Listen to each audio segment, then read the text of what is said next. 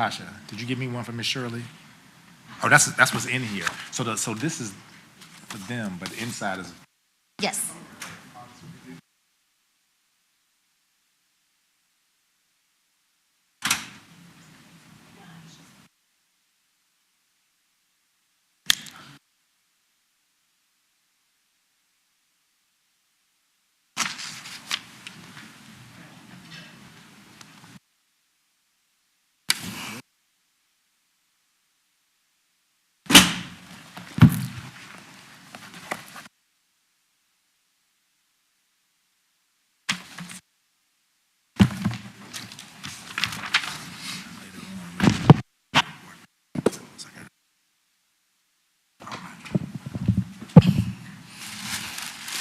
Good evening, everyone.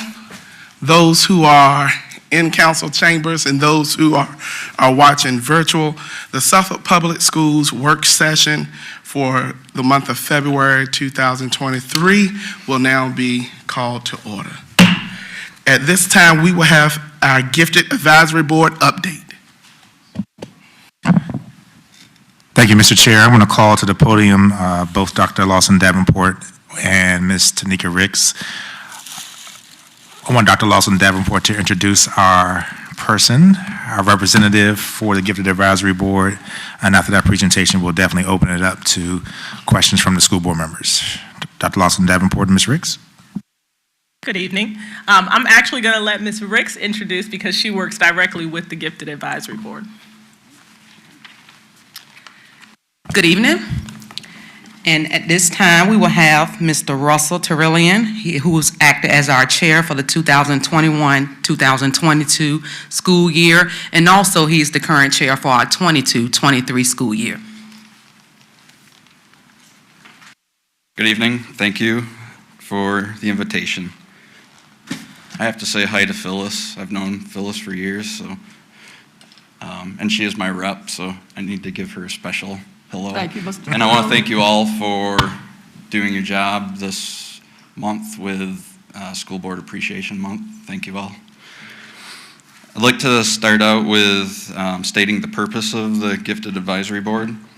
The purpose of the GAB is to support and monitor the programs offered to gifted students, K through 12, okay, within SPS. Specific responsibilities include, but are not limited to, reviewing the local plan for the gifted and making recommendations for its implementation, promoting communication between the parents of students receiving gifted services and the school administration, disseminating information to the community about gifted education, and sponsoring programs of interest to the parents. Membership is composed of parents of gifted students, school personnel, and other community members who are interested in gifted education. The Suffolk Public School System Board limits the Suffolk Public School Board limits the board to 20 community members.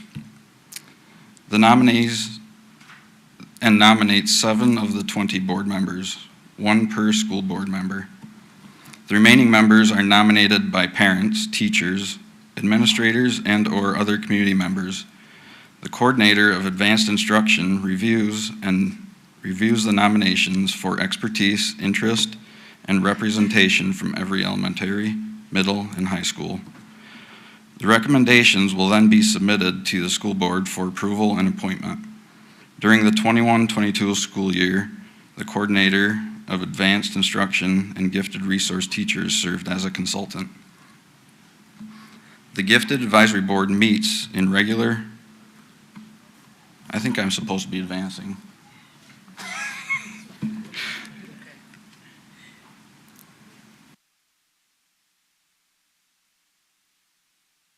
There we go.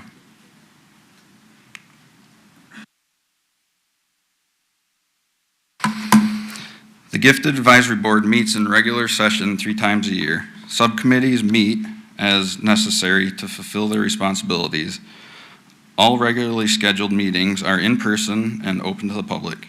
Prior notice is advertised in various publications of the school community. Time is allotted for public comment and subsequent review of agenda topics during each scheduled meeting. Due to continuing COVID-19 precautions, all scheduled meetings were made available virtually as well as in person. And next, I'd like to review the GAB accomplishments from 21-22. The initial meeting in November, the GAB selected officers. That's when I was elected as the chairperson. And we discussed goals and collaboration approaches, reviewed and discussed the documents in the plan.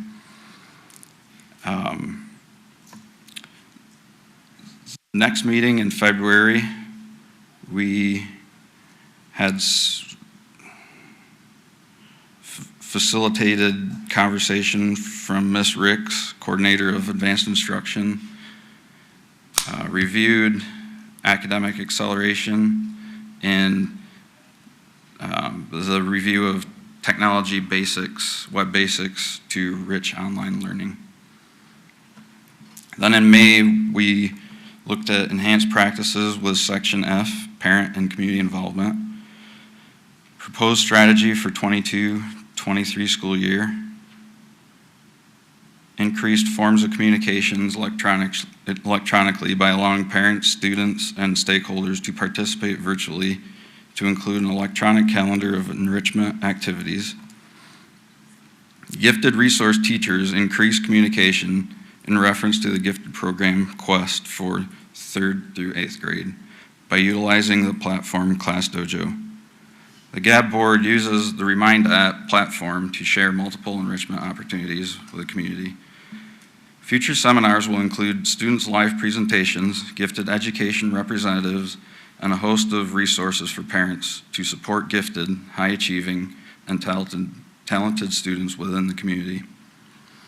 There were no recommendations to revise the plan at that meeting. The next meeting in November, we received our charge from Ms. Judith Brooks-Buck. The SPS student representatives attended.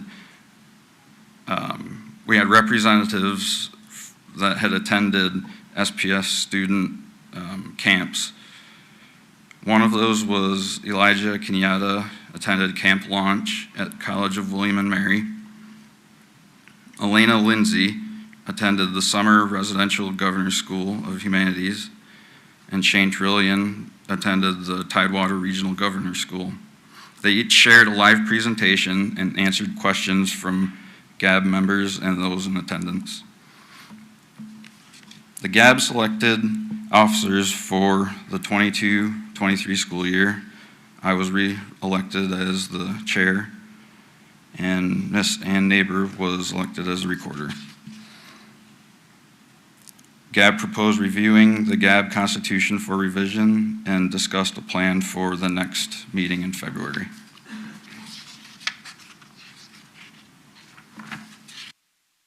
Goals for 22-23 include increasing student involvement and participation in GAB events, increase awareness of on- and off-site enrichment opportunities for students, develop a gifted podcast to increase communication and collaboration among parents and the school community, and review and revise the SPS GAB Constitution. Meeting dates set for the year remaining are this month we have one on Tuesday, February 21st, and then the following after that will be May 16th. Events for this year, we continue to provide support and services to students, parents, and stakeholders. And the GAB has supported and or participated in the following events: 8th grade specialty program presentations, specialty program open house, college and career readiness presentations, parent information night, gifted education seminar, which will be included in the next meeting on the 21st of this month, and partners and parents together all our achievers will be in March.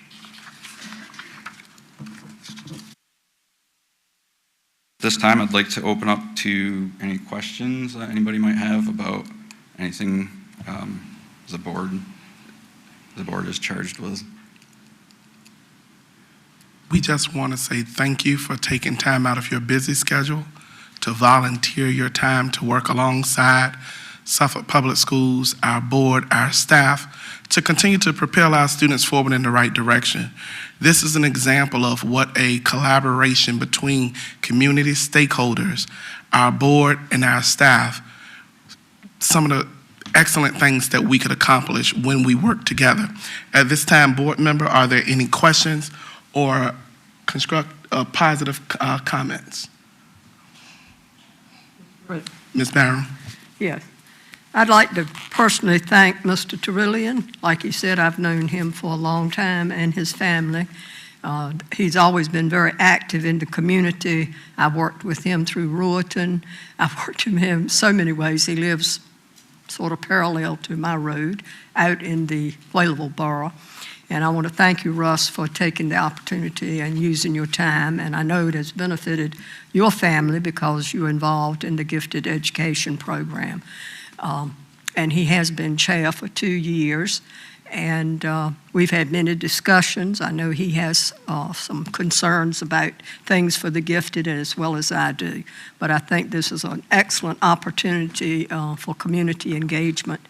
And he does have a vested interest. And that is very important, I think, for our students. But thank you, Mr. Trillian, for all you do. Thank you again. I appreciate the opportunity, and I encourage others that may not be involved at the moment to step up and look for an opportunity to serve. Having the opportunity to get parents involved and welcome them with open arms is a big step, I think, for working through a lot of concerns that parents have with the school system. The best way to work through that is to get engaged and be part of the solution. So I encourage anybody that may be in attendance or listening back to step up and look for an opportunity to serve. Thank you. Thank you so much. I believe Board Member Jenkins had a...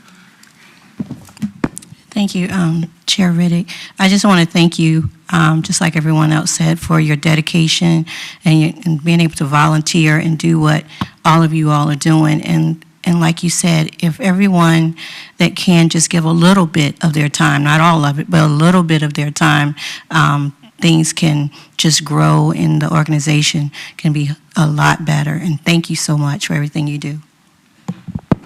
Are there any additional comments by board members? There being none, thank you so much, sir. Our next item on our agenda is the School Health Advisory Board presentation. I want to call to the podium Dr. Lawson Davenport, our Director of Curriculum Instruction. She's going to be supported by Ann McCoy, our Coordinator of Health, PE, and Fitness.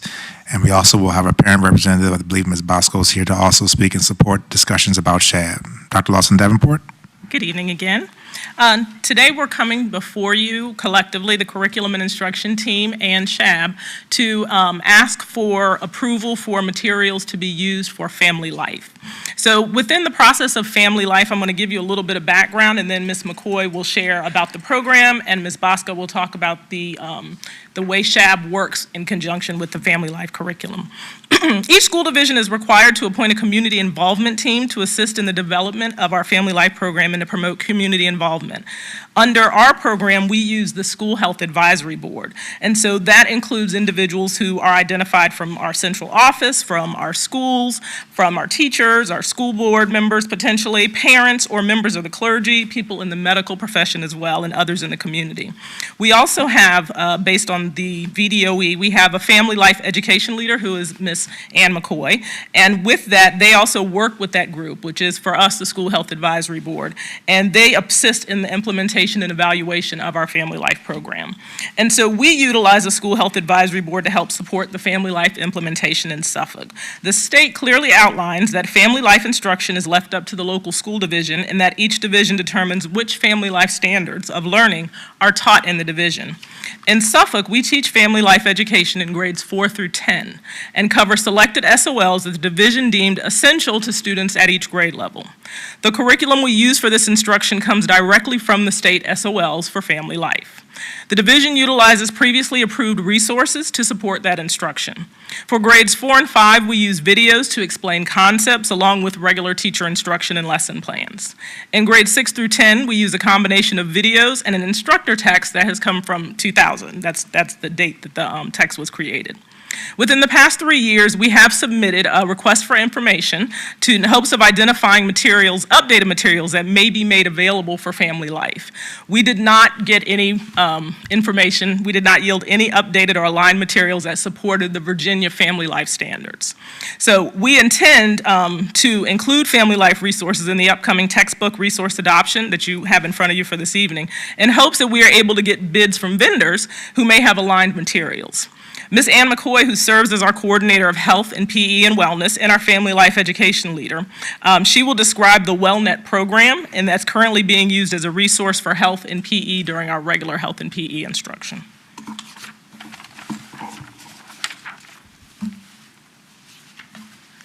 Good evening. Good evening. My name is Ann McCoy. I run the SPS Wellness Program for the employees, as well as health and physical education. SPS Health and Physical Education teachers have been using WellNet since the spring of 2021. WellNet is designed to provide physical educators with a tool to gather student fitness data and communicate results.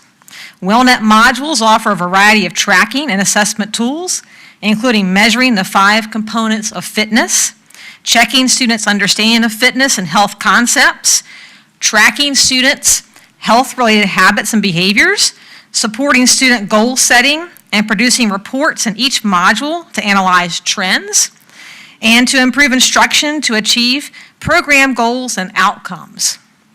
Included in this package as a fall of 2022 is WellNet's Health Ready, which is an online learning resource and health instruction for students in grades 6 through high school. Health Ready is a skills-based health resource providing student learning experiences to deepen their knowledge, attitudes, and skills using a variety of participatory methods. Health Ready personalizes instruction of all learners by providing a variety of student choice and voice assignments that are aligned with national and state health education standards. The digital health education materials for grades 6 through high school accommodate in-person, hybrid, or remote learning settings. Resources include relevant lessons, activities, and assignments per grade level. These materials also include resources aligned with the Virginia Standards of Learning for Family Life Education, grades 6 through high school. At this time, the Family Life resources are not accessible to any SPS staff member or student. The SPS Health and Physical Education Department requested that the School Health Advisory Board review the Health Ready Family Life material for use in grades 6 through high school. Tonight, we have Mrs. Carly Bosco, a member of the School Health Advisory Board. She'll be presenting the recommendations for the School Health Advisory Board that relate to WellNet Health Ready. Ms. Bosco? Good evening, everybody. I'm Carly Bosco. This year, I'm serving on the School Health Advisory Board, and I was asked to speak tonight as a representative of the committee. This committee is established by the school board as allowed under Virginia statute and is made up of employees of Suffolk schools from various departments, including nursing, nutrition, and teaching staff, as well as members of the community at large, like myself, who is both a community member and a parent. At this year's inaugural SHAB meeting in October, the agenda included an item for the board to participate in review of potential new family life education instructional materials for inclusion at the middle and high school level. In this presentation, it was discussed that the current materials for secondary health and PE teachers to utilize for family life were aging and missing elements from the most current VDOE standards of learning for family life education. While investigating an update to the curriculum, the Health and PE Department became aware of the additional resources available within the WellNet platform, which is already in use by the health, in use by the district for the health instructional resources within the past 2 years, but it's currently inaccessible. Dr. Lawson Davenport, James Gunter, and Ann McCoy met with the WellNet company to review these materials and determined that these materials were aligned with the Family Life Standards of learning for 6 through 10. Thusly, Ms. Ann McCoy, Coordinator of Employee Wellness, Health, and Physical Education, and member of the School Health Advisory Board, brought the materials to the SHAB for review and approval. During this meeting, Ms. McCoy provided a short overview of the VDOE standards, followed by Ms. Kim Morton, a representative of WellNet, presenting the materials themselves and demonstrating how the materials would be accessible and available through the platform, both by students and teachers.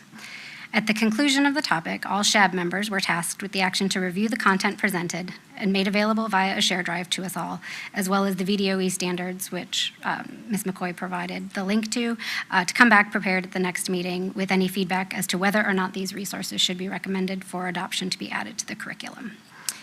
We did reconvene on this topic in December, but unfortunately, lack of a quorum deferred the topic going to a vote. The committee rescheduled a special meeting in early January where we did have a quorum, and there was unanimous concurrence of the board to recommend that these materials do be approved by the school board through tonight's action item vote to include the supplemental resources to implement family life education for grades 6 through 10. So with that recommendation, according to the Virginia Code 22-1-207.2, every parent guardian has the right to review complete family life materials used in any family life education program. A complete copy of all printed materials and a description of all audio-visual materials are kept in the school library or office and made available for review to any parent or guardian during school hours before or during the school year. The audio-visual materials are made available for parents to review upon request on the same basis as printed materials are made available. Additionally, here in Suffolk, all health and PE teachers are required to complete the VDOE Family Life Education training required by the state. After that training, myself and Ms. McCoy meet with all of the teachers to go over the expectations for instruction and provide guidance for instruction. We provide teachers with parent letters and opt-out forms for parents to identify and sign that they wish to help their child out for some or all of the content that will be taught. Prior to completing the form, parents have the ability to visit the school and view the materials prior to making a decision. On the form are the topics and the SOL numbers that correlate to that topic. SPS only teaches the concepts and topics that are covered in the Virginia SOLs. If students ask questions outside of the approved curriculum, teachers are instructed to inform students that that content is not covered in our family life instruction, and they should refer those questions to their parent or guardian. If you approve Health Ready, it will be made available to the school for parent review, just as we do with the current materials. Additionally, as we did last year, we will have a parent information night during which we will explain how family life instruction works and what a parent's options are for his or her student. In closing, we would like to request that the board approve the use of the Health Ready materials as recommended. Are there any questions? Dr. Davenport, I just want to say thank you so much for that excellent presentation. Thank you for how you pointed out how we do things in Suffolk Public Schools, how it's aligned with the curriculum as set by the Virginia Department of Education and our practice in policy, as in if a student asks a question that is not covered by that curriculum, the teacher is directed to go and tell the student to talk to your parents. That way we leave some of the responsibilities to the parents. We're in line with our curriculum. At this time, board members, are there any questions or comments regarding the report? Board Member Slingleff? Yes, good evening. Thank you so much for your presentation. You answered several of my questions in your presentation. I do have a question with regards to the parent's opportunity to opt a child out. Is this done on a weekly basis? Could they make a decision at any point in time? And if they do choose to opt their child out, what will the child be doing instead of participating in this strand? Great question. We actually send parent letters notifying them of when family life is going to be taught well in advance. With that, they receive an opt-out form and they can see what the topics are. If they see a topic, for example, pregnancy, that they want to view the materials prior to filling out the form, they make an appointment with the teacher and they go to the school and view the materials, and at that point, they can identify which portions of there's about 4 concepts per grade level, so they can choose all of them, they can choose just that one topic, and they're not all taught on the same day. Teachers are advised to discreetly, let students know that you're not in this session, and they are sent for an alternative assignment that's related to health. So they may do a health-related project or some other activity that's related to general health education that's still aligned to our curriculum. And one of the things that we make sure of is that we send this well in advance so that parents should notify the school before family life is taught. We do have a deadline that they have to notify us so that we can make sure that teachers are aware and it's not being taught tomorrow and the form doesn't make it back in time and that kind of thing. And we do keep all of the forms in the office so everyone is aware. Just to make sure I understand that, you said there's a deadline to opt out. Is that just per week? So maybe if It's for the whole unit. Okay, so they would opt out of the whole entire unit. They can't just opt out of certain weeks. They can opt out of certain topics, but because family life runs for a certain number of weeks, it does not run over a whole quarter, for example. It's only a few weeks of instruction. So if a parent opts out of one topic, on the day that topic is covered, the student would do an alternative assignment on that date, and then they would return for the ones that they wanted them to participate in. What measures are taken to notify the parent to give them to know that deadline? Is it just? It's on the letter that gives them the information that it's coming, yes. In the very And it's beginning. on the form as well. Okay, is there anywhere on the website with the school system that would? Yes, actually on the website, all of our family life opt-out forms, the curriculum materials that we currently have that are approved are listed up there, as well as the standards of learning and everything else that aligns with it. It is on the website. And one more question. Just because it's such a hot topic and there's so many concerns that people have with, and parents have with regards to this topic for their children, I understand that if a child brings up a question in the class and they're referred back to their parent, is there any way that the school can assure parents that in fact those topics are not being discussed if a child brings it up and that it is being, is there any kind of measure where the schools follow up and check in on the class and make sure that the topics that are discussed are specifically within the boundaries of the curriculum? So part of our oversight is the meeting we have, Ms. McCoy and I have with all teachers, in which they have to sign that they recognize that they are to cover just this content. We also have a checklist of all of the things that teachers must go through, meaning they have to complete the state training, they have to attend our meeting, they have to make sure that they've reviewed all of the material and have access to everything that they need. And we actually have administrators who sign off that they understand that the teacher has participated in all of those things. So we have multiple steps of oversight to make sure that everyone knows what the expectations are. Excellent. Thank you very much. Are there any additional comments by board members? Board members Brooks Buck? Yes. How does this differ from the process that we have with regard to all topics of subjects that parents object to, say literature and the other things that parents object to? So that's an interesting question, because in the Virginia Code, there's actually a separate code for family life explicitly. It is, to my knowledge, the only material that strictly says that parents have a right to opt students out, and we have to make sure we provide that. Also, it explicitly states that parents have a right to view that material explicitly. So unlike other material that is provided in instruction, that is the only SOL, to my knowledge, that is allowing parents to opt out of that material. So if a teacher is reading a book that a parent doesn't want their child to read, how do we handle that? So in an instance like that, what we would do is the parent makes that known to the teacher, and the teacher provides an alternative assignment or an alternative reading that is comparable to what is being read in the class. Are there any additional questions or comments by board members?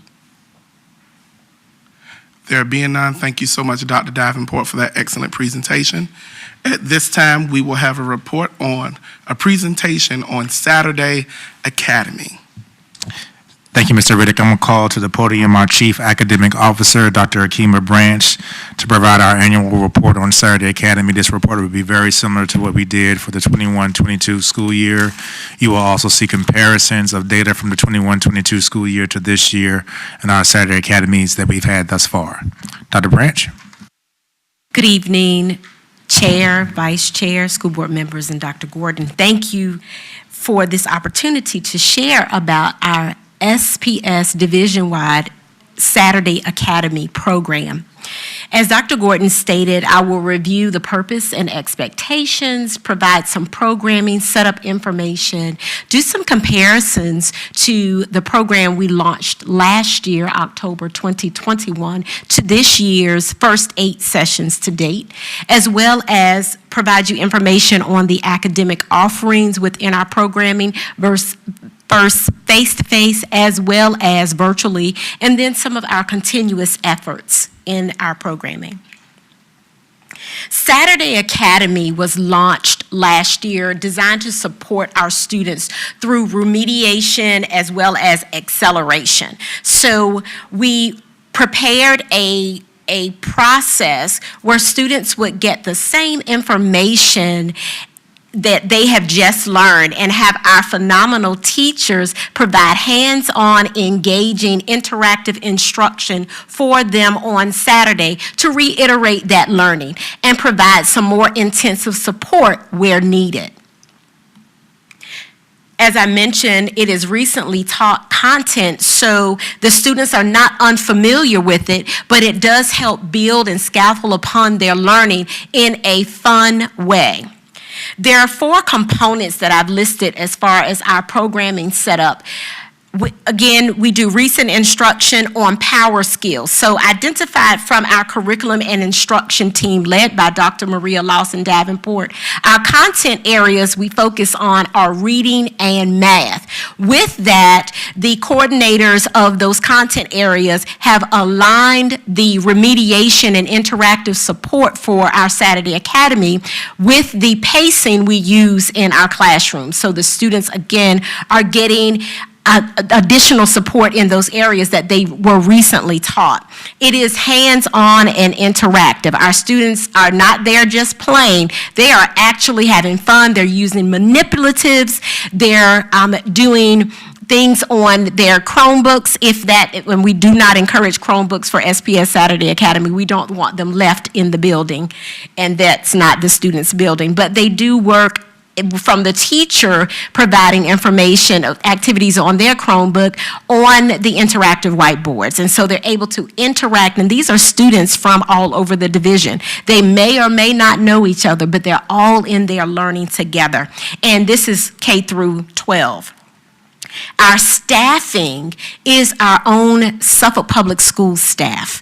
They provide the administration, who are our actual deans and assistant principals who run the program just like it is a school on Saturday. We have our teachers that are in their content areas. Some of them are teaching in their grade level, some of them are not, but they're within, for example, the elementary area. And then you have your content-specific teachers that teach at the secondary level. We have paraprofessionals to support in every classroom for SPS Saturday Academy, which allows for small group instruction, one-on-one instruction as needed, and then to support the teacher in whole group instruction.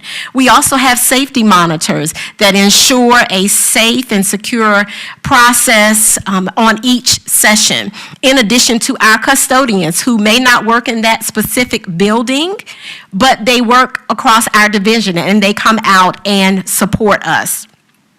All of this is funded through CARES. It was written in our CARES spending plan that this would be part of the instructional support for school improvement and remediation. This is part of the funding you see, whether you look at the line item for $27 million or $11 million. This is funded from the CARES Act. Our teachers are paid a good hourly rate, and they are paid for an hour of planning for each of this session. The sessions are 4 hours, and that is a good amount of time to do a lot with them. They're broken up into, at the elementary level, they're broken up into reading for half the session, there's a break in between, and then math, or the reverse. At the secondary level, our students can sign up for 2 content areas in that 4-hour period. So they may sign up for English and civics. And so we schedule them accordingly. If there is a need for additional instruction in English, they can sign up for English twice, and they will work with that teacher. So the scheduling is handled by our amazing administrators who work on this. The registration opens on a Friday and closes on a Wednesday. That gives families time to register if they're interested in having their children attend. And our administrators create the entire roster and schedule, disseminate that to our teachers so that then they can contact those families to say, hey, I'm looking forward to working with you tomorrow at Elephants Fork or Kings Fork Middle is where our programs are housed. From there, they're also able to do some online instruction. And this year, as I'll explain a bit further, we're using our SPS teachers to do the online instruction. So we have students who are getting instruction, and it's only fair when some students may not be able to make it to the session, or they're in our SPS online program. They're able to do the remediation and tutoring online. Logistics and locations, again, Elephants Fork Elementary is for our K-5 program, and all of our secondary, 6 through 12, are housed at Kings Fork Middle School. In addition to something the administrators have to do, they assign locations. They assign the paraprofessionals that will work. And all of this is done through an application process to express their interest and level they want to work with. So they use all of this information as you would in a building to design the logistics for the day. Our parents do provide transportation, and we have a lockstep drop-off and pick-up process that really mirrors what you see, especially at the elementary schools. We work with our technology department, Ms. Christine Lafferty, to develop the registration, and that includes a number that's designated each week for parent pickup. We verify, just like we do at the schools, through their IDs and the number. It must match for all parties before we will release students. We do not allow students to just jump into a car with anyone. They must have their tag, and then we proceed, and this is done for every session. Our registration is bi-weekly. It is an online registration. We work with community engagement and communications to ensure that goes out again on Fridays, and then it closes on Wednesdays when we begin our registration and scheduling process. Our administrators develop the rosters, confirm staffing, and communicate with parents as needed. One thing to note is our SPS Saturday Academy has a class max of 15. We really want to have that small group setting, and it also allows those paras to work with even smaller groups, or the teachers to work with smaller groups within that 15. If registration goes over 15, we have other teachers to teach that same content or class. But we do not go over 15, so it is first come, first serve. These are our listed in-person academic offerings from last year and this year. And you'll note, based on our data from last year, we were able to make some adjustments on student interest, participation, attendance, and we mirrored that and looking at that data and prepared ourselves for this year. Last year, we had science 6 through 8. Attendance was low, and in your packets and presentation that is online, you'll see those numbers throughout the year. So we make a decision based on numbers and some other data to determine what courses we're offering. This year, it's Science 7. That is the focus. Algebra 2 was offered last year, but we had very low attendance and entrance in that, and we have phenomenal teachers for that, but the attendance was low. However, we are offering geometry this year, which was last year offered online through a virtual company, but we now have it face-to-face. In the words of Kelly Greening, math is not a spectator sport. You need to be all hands on and in. Our academic offerings for virtual, last year we used curriculum associates, our Tutor U component of their programming, to offer these topics. And we really aligned them last year with what we were offering face-to-face, again, giving those the option to do online tutoring if they chose. This year's virtual offerings are offered by our SPS grade and content instructors. Our teachers are actually teaching. They come into the building, whatever respective level it is, and they hold instruction with students virtually. So we are pouring into our students, but we're also giving our teachers the opportunity to do this.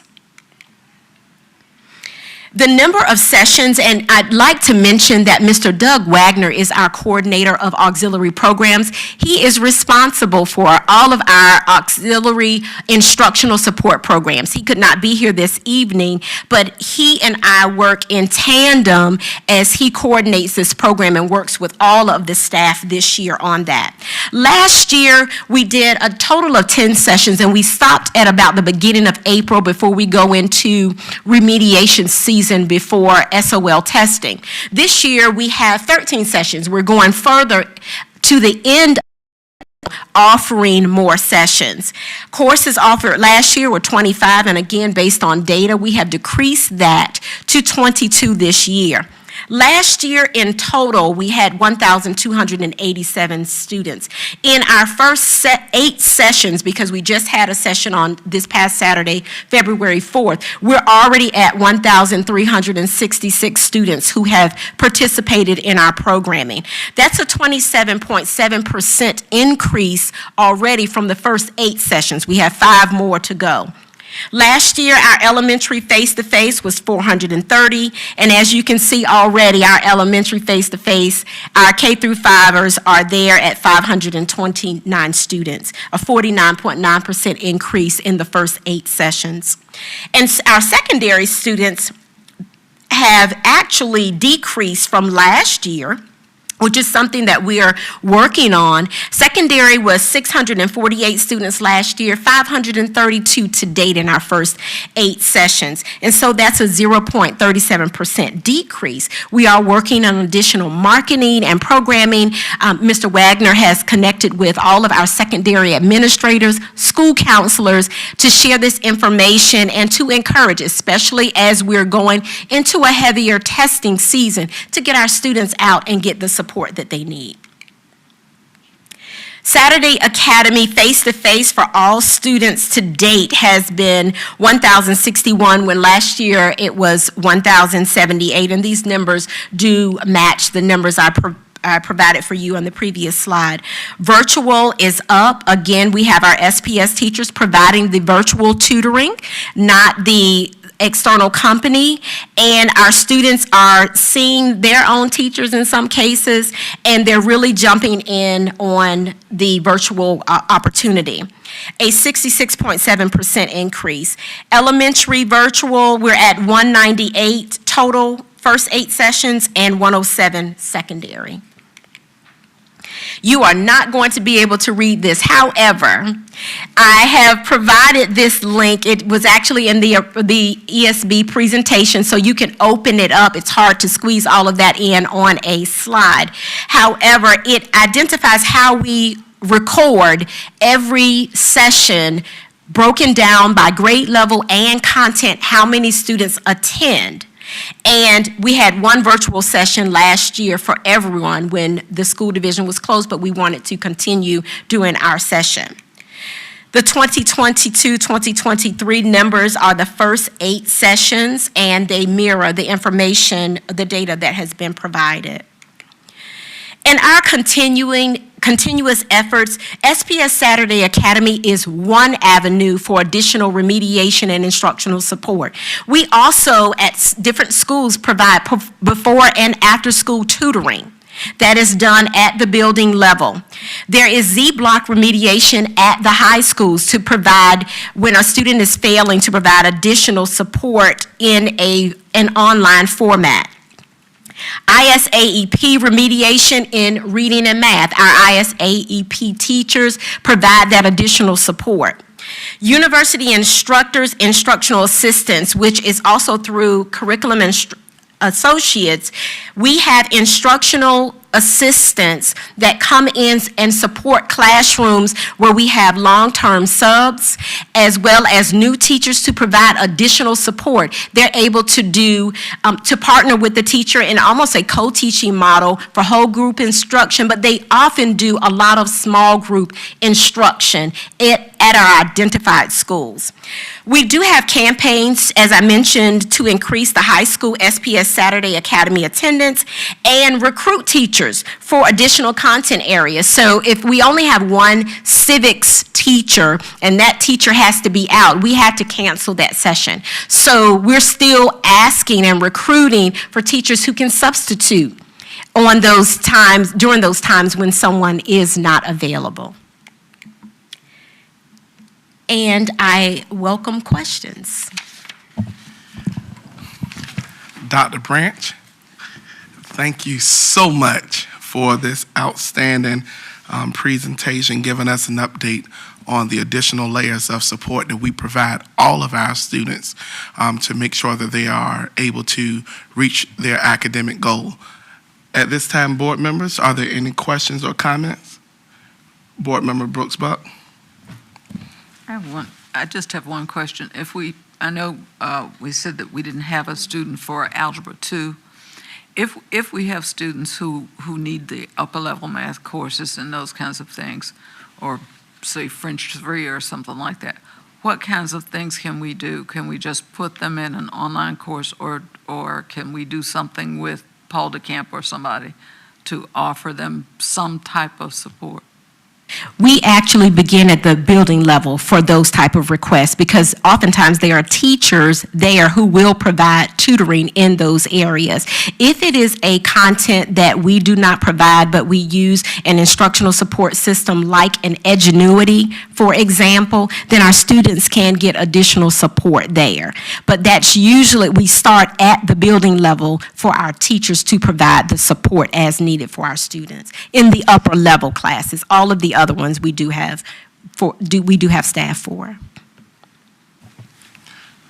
Thank you. Board Member Brittingham. Yes, thank you for your excellent presentation. I just have a couple of questions. You talked about data and how you guys are collecting data. Other than the student attendance, how do you measure the overall success of the program that's happening? How do you do progress monitoring or those sorts of things to kind of give us, the outcomes of how well is the Saturday Academy working?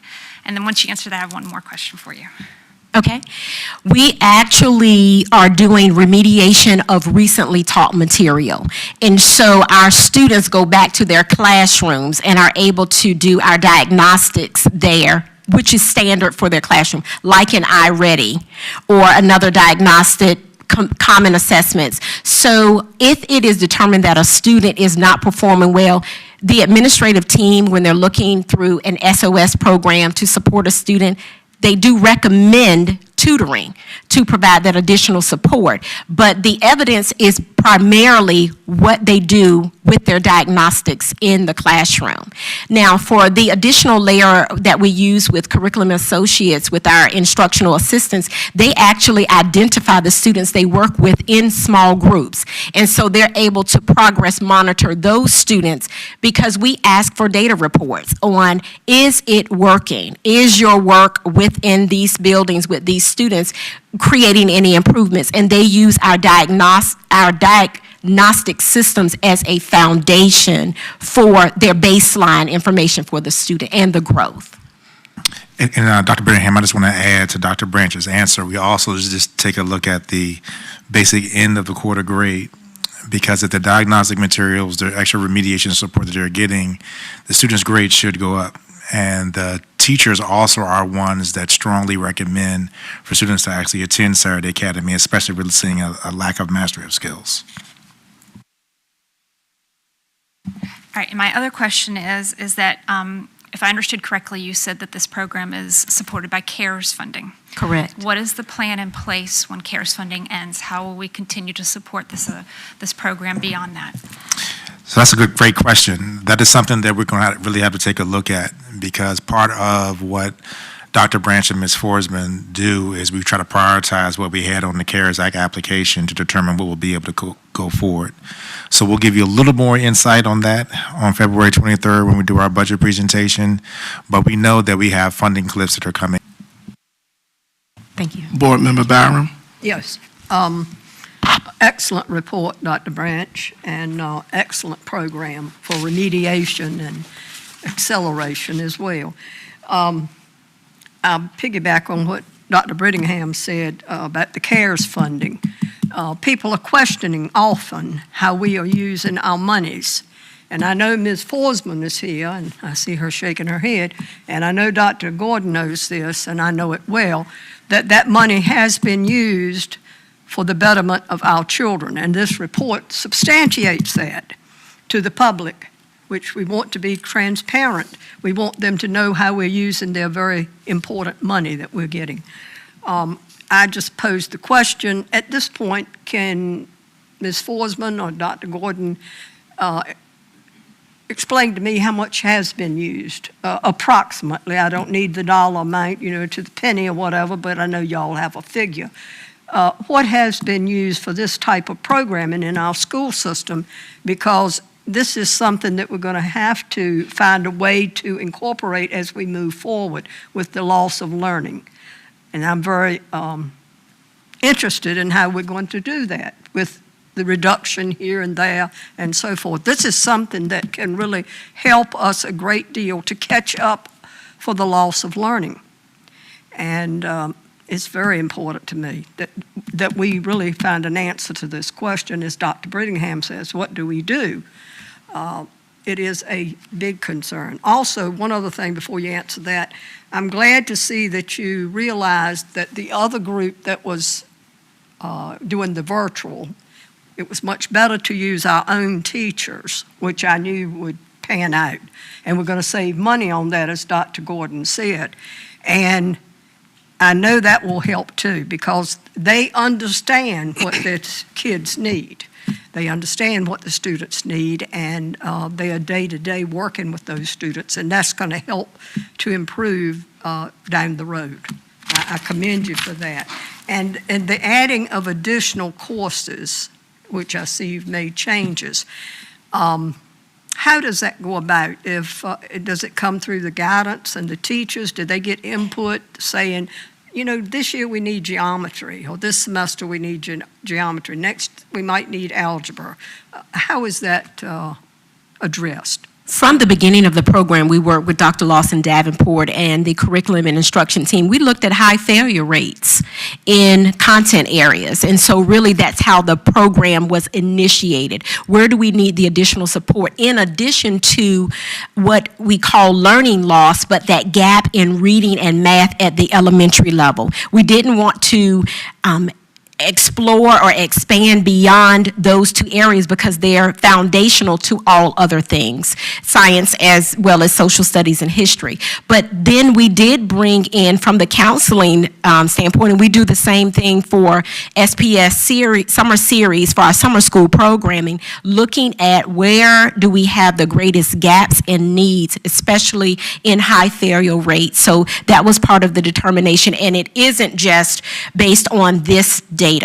It's based on grades, failure rate, as well as recommendations from our school counselors and administrators as well, and student ask.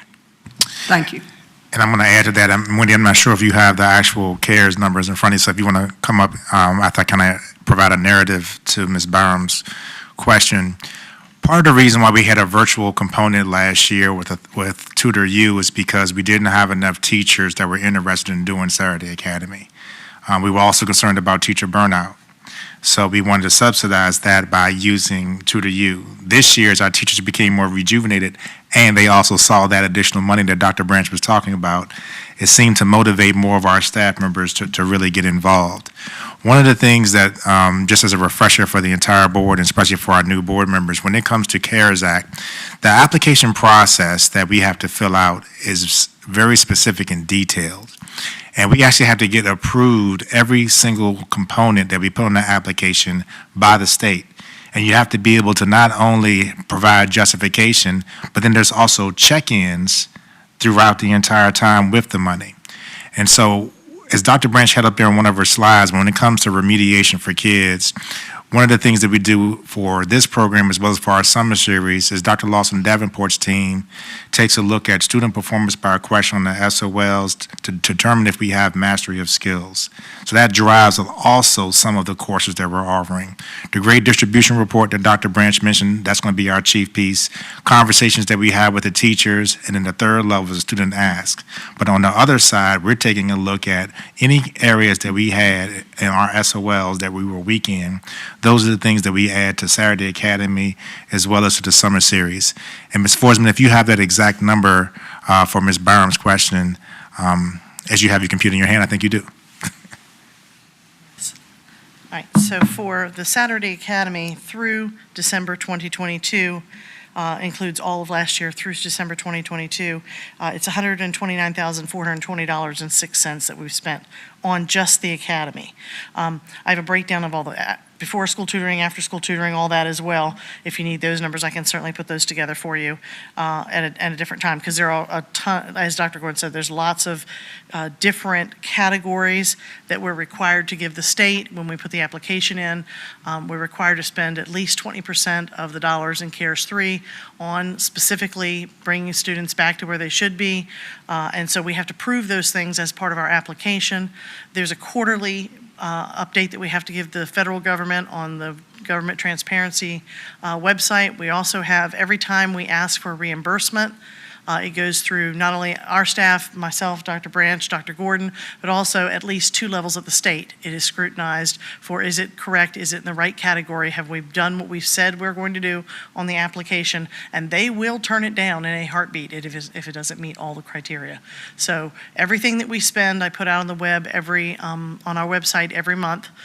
With the website change, there were some issues with links, so we're working our way through those. But I have December's reports out there, and January's are coming right behind them. So we really take the time every month to put everything we spend on the CARES Act. Every dollar that's spent, you have what it's spent on, you have what the amount is, you have the vendor, and you have the check number and date of when we do it. So it's very transparent to look and see what we're doing with the CARES Act money. And Dr. Branch, if you wouldn't mind, can you go back, I think it's 2 or 3 slides that show the continuous steps. Go back, come back one more, right there. So if you see up here, we actually have 1, 2, 3, 4, 5, 6, 7 different things that we do to support student achievement, and really for remediation and some enrichment efforts. And CARES Act is a part of that. So we basically do a balancing act where we determine where we're actually getting the most bang for our buck. Because we're keeping attendance for before and after school tutoring, because Dr. Lee and Dr. Bird bring Dr. Branch and our recommendations for Z-block remediation for specific subjects. ISAP is more GED, and of course we already spoke about the university instructors and Tutor U. So out of those 7 things, we may not be able to afford to do all 7 next year.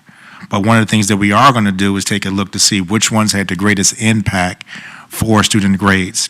Saturday Academy, we hope, is going to stay, because as you saw from the numbers, that's 2,300 kids that have attended in 2 years, and we still have 5 sessions left for this year. So we may have to either minimize or reduce the total number of sessions, or to take a look to see if we can eliminate any of these that we're not getting the most bang for our buck. That is actually part of the budget process, and those are some of the things that we've asked Ms. Forsman's team to do in working with Dr. Branch to prioritize which ones should remain. Thank you for that answer, Ms. Forsman, Dr. Branch. Are there any additional questions or comments by board member? Vice Chair Howe? Oh, Board Member Jenkins? Thank you. As everyone said, we always look forward and excited about your report and everyone else that's a part of Dr. Gordon's team. But I just want to commend you because you put the safety piece in there, that how you make sure that the students are picked up or whatever, and that you check with the numbers. So I just want to commend you on actually putting that in your report to let us know and the parents know that their children are being cared for in a safety manner. So thank you, and I know we will continue to keep that up. Thank you. Vice Chair Howe.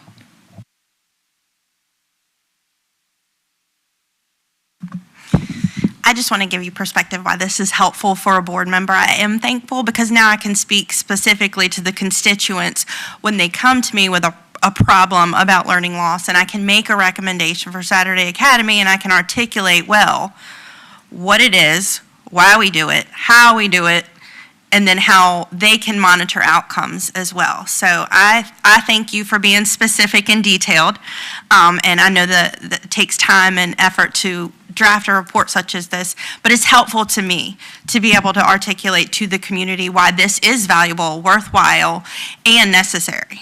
So thank you. Any additional questions, comments, board members? There being none, thank you so much, Dr. Branch.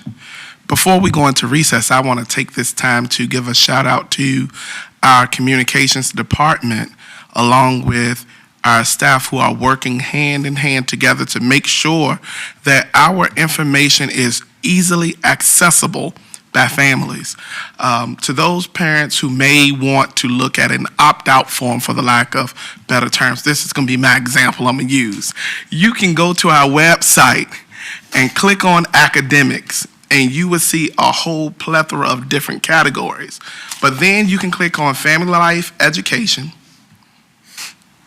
This new website is outstanding.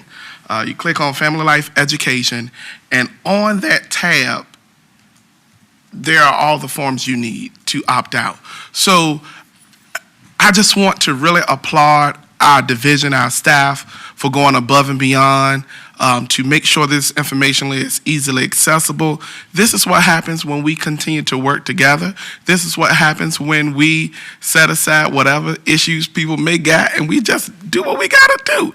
Our staff has done an outstanding job, and I just want to say thank you, Dr. Gordon, thank you, Dr. Davenport, thank you, Dr. Branch, and everyone who worked alongside you, especially our mathematician, Ms. Forrestman. Thank you so much for keeping our money right.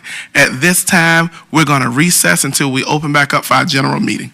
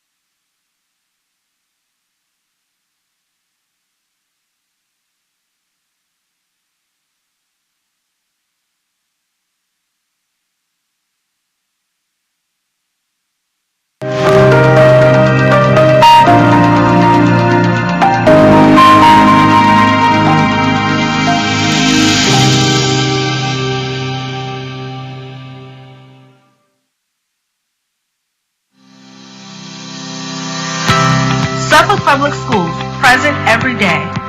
Too many absences, excused or unexcused, can keep students from succeeding in school and in life. In a 180-day school year, 18 days of absence, that averages to missing about 2 school days every month.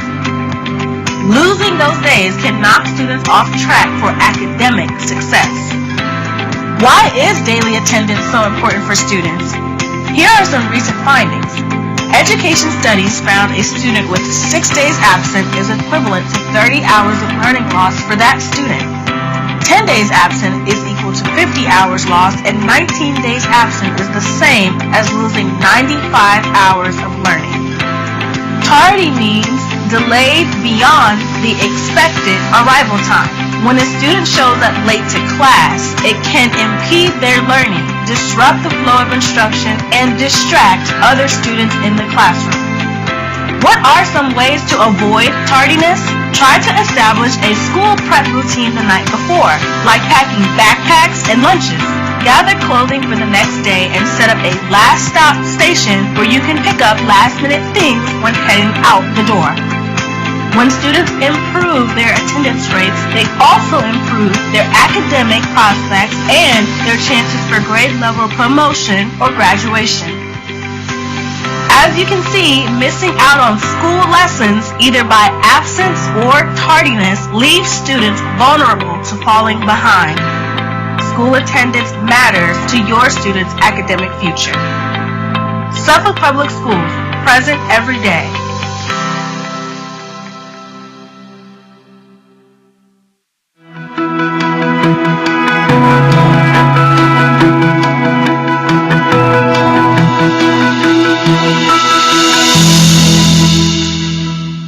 We're the first person they see and the last person they see at the beginning and end of the school day. Being a driver with Suffolk Public Schools offers you a lot of excellent benefits, and it's just a wonderfully rewarding job. It really takes a special person to be a bus driver and it's something that you can really set a career for. The application process is very simple. We have some wonderful trainers. Go to our website and apply. And we check our website daily, and within a 30-day period, interview, train, on the road, and carrying students. My biggest motivation is the kids.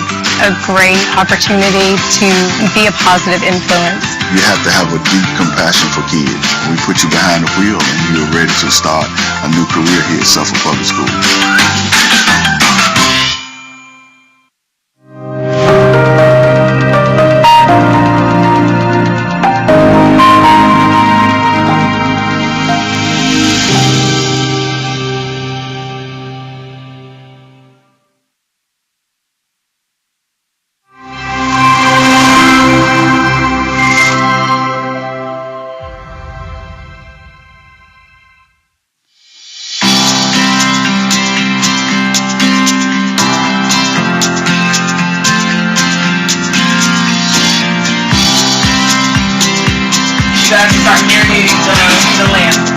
My name is Maya Collins. I am the Culinary Arts Instructor here at the College and Career Academy at Prudence.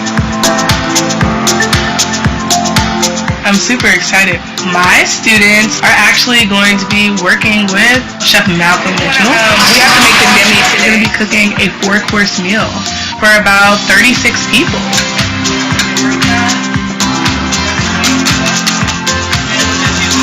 Working with the Rigor app, cater to the course, and our course is Culinary Arts, incorporates some different skills that we are able to build within my class, but through an app. And with Chef Mitchell, he got to pre-write the things that were on the app. That true on-the-job training, and I'm here to help Chef Maya put a meal together, doing catering, past hors d'oeuvres, the whole nine. My name is Malcolm Mitchell, originally from New York, currently the corporate food and beverage director for Donco Hospitalities that's based out of Washington, D.C. I oversee 18 restaurants, doing consulting, developing concepts, and owning a few of my own restaurants. I really love bringing chefs in. He can go to different schools if he really wanted to, and he came to our school, and he talked to us, and he showed them his secrets, and they appreciated his time. I love it. Me, because I love it. The menu was a collaboration. I came up with the concept and some of the recipes. The team here executed all of the recipes. One of my students was like, Chef, I don't know why, but I'm a little scared. And I was like, what? He's so nice. He's such a nice person. He's like, I don't know. I'm kind of scared. But as soon as he asked them to do something, they were on it. All the way around. It's like seriousness about him that made you want to be serious a little bit, but then he was just so chill and cool. I liked his style. I'm really diverse when it comes to my portfolio and genre of food. My influence of cooking comes from my mother, who's from Charleston, South Carolina, so that geeky, low-country food is where it's in my heart, even though I'm French culinary trained. Taste the lamb, too, if you guys are not used to it. They were like, I don't understand how lamb tastes like beef. Just because he braised it versus just straight roasting it. These little things make it taste completely different. The bread pudding, everybody's still talking about the bread pudding. Their cherries versus anything, having anything in there. It was amazing. They were like, I did not think that the food was gonna be this good. Your mind is only limited by your ingredients. It's like a painter with colors. It is an art. Even if you don't have the colors, you can mix this color and that color and create a whole other color. You can mix all these different ingredients and make a whole different dish. That's what keeps me inspired. It keeps me always cooking. It keeps me always want to be creative. Some of the things that they gained from today, how to work as a team to make sure things come out right and together. Timing, our dietary needs met. Who's a vegetarian? How can we get their things out at the same time as the steak? Doing plating. No rhyme or reason of how I plate. Kind of depends on the ingredient and the dish. Just like the tomato salad. If I would have took that salad and just tossed it all together in a bowl and put it on a plate, even though it tastes exactly the same, it just wouldn't be presented the right way. The salad's here, I sprinkled the basil, the big jam, different places, and then the vinaigrette. You can see all the vibrant colors. When I did the steak, it was simple. It's steak and potatoes, a home-cooked plate that was just elevated a little bit. If it's not Instagram worthy, take it back in the kitchen.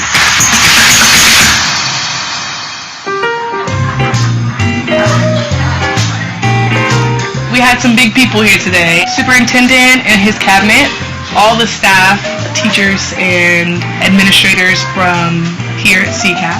This is really taking it. I was hoping, even though they were in a school, they didn't think that it was students back there cooking their meal. I wanted them to be transformed that they were in a fine dining restaurant and they were not in a culinary school. I think we accomplished that.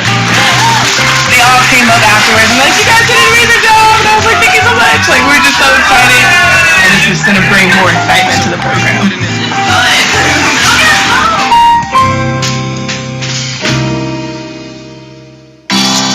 Say skills that pay the bills, and you guys are learning skills. And since COVID, 25% of our industry is gone. The only way to fill those positions is programs like this. This whole program brought a lot of richness to the class, opportunities. You can have skills, but if you don't have an opportunity to use your skills, and that I can give you that opportunity for me having jobs for these students, it's a pipeline. All of our graduates are here today, and I'm super proud of you guys. I'm really sad to see my seniors leave. I hope that they take the things that they learn from here and they choose the career that they want to do for their life. If you love what you're doing, you never work a day in your life.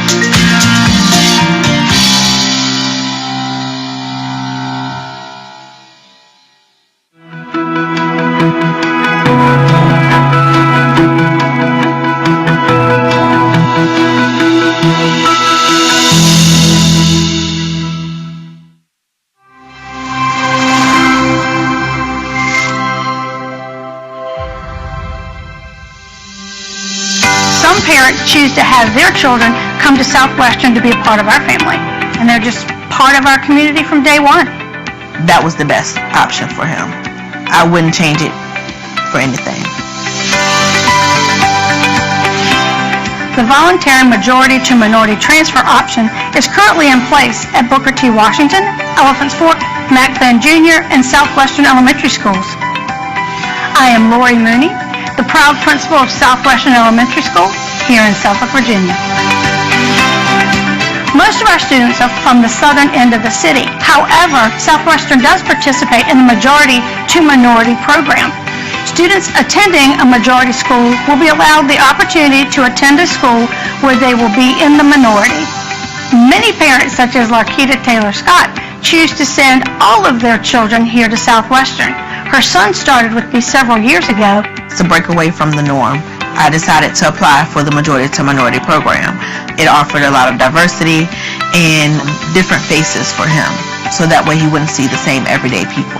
The division will make space available for students who choose to participate in the voluntary majority to minority transfer.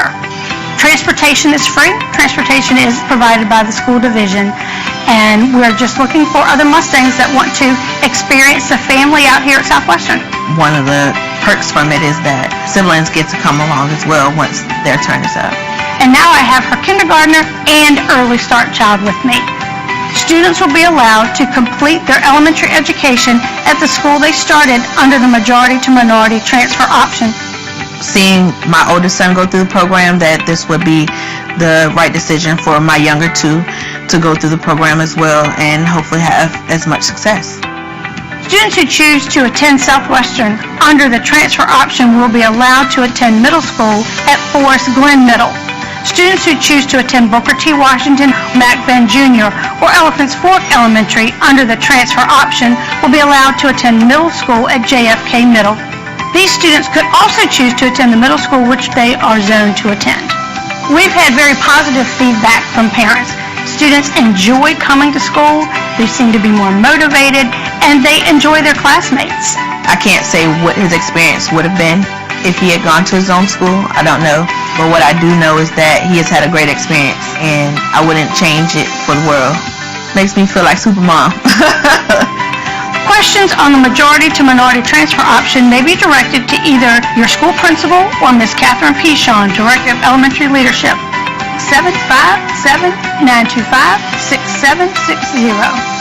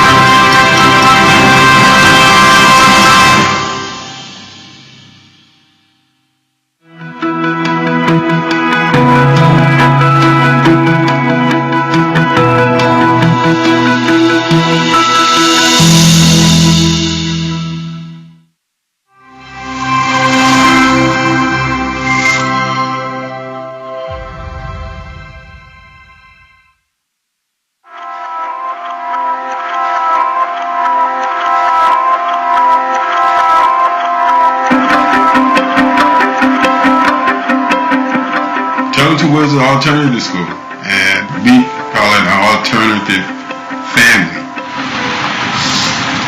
Kids come here and we move them ahead.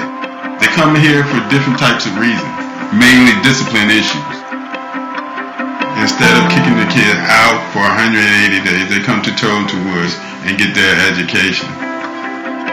We got middle and high school. High school students, we try to move them closer to graduation by by giving them what they need in a smaller setting. We're here to reform a kid, give them that opportunity to redeem themselves so they can go back and continue their education process.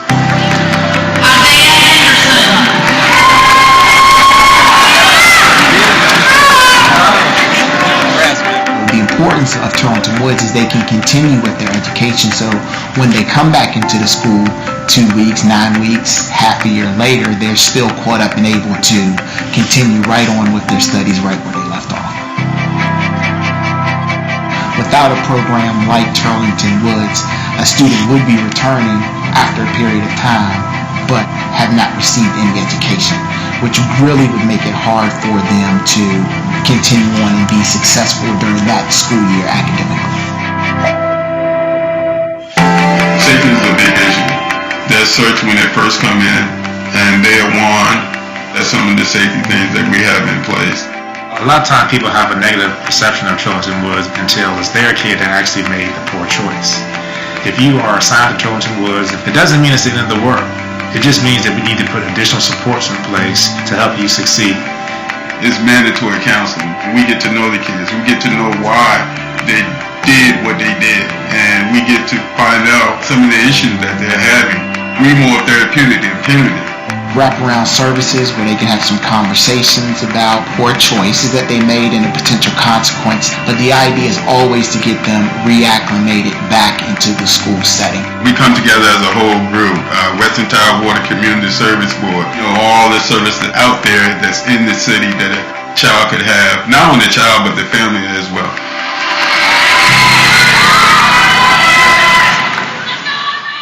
Okay, so we did the first one. Which one do you want to do next? All right, go ahead. One-on-one instruction in order to help prepare them for the test.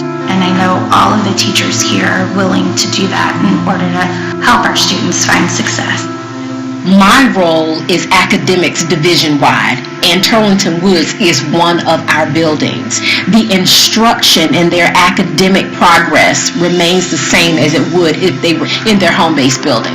However, Turlington Woods teachers have to specialize in multiple areas within their content.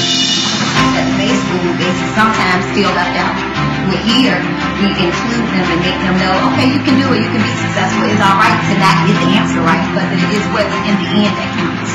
There's communication between the teacher and the parent through our check-in and check-out form. They get a daily grading of their child and what they're doing throughout the day here. The parent has to be a part of the exit as well.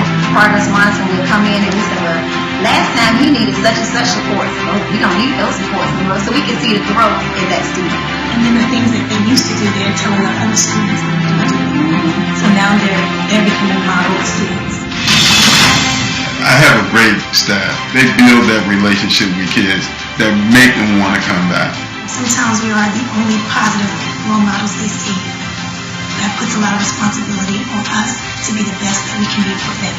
Our goal is to make sure that all of our kids have the opportunity to graduate on time, to make sure that all of our kids understand that they're going to get everything they need to be successful.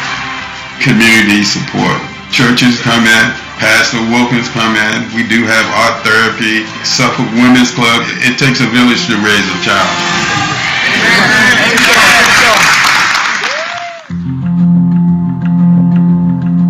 I had this boy picking on me. And his friends was picking on me. Got into a little altercation. I pulled the taser out. I tased them. All three of them. I went to a hearing meeting. They said my grades was bad. I had straight L's. They told me I was not graduated. So I was 22. They said I need to come over here to Turlington.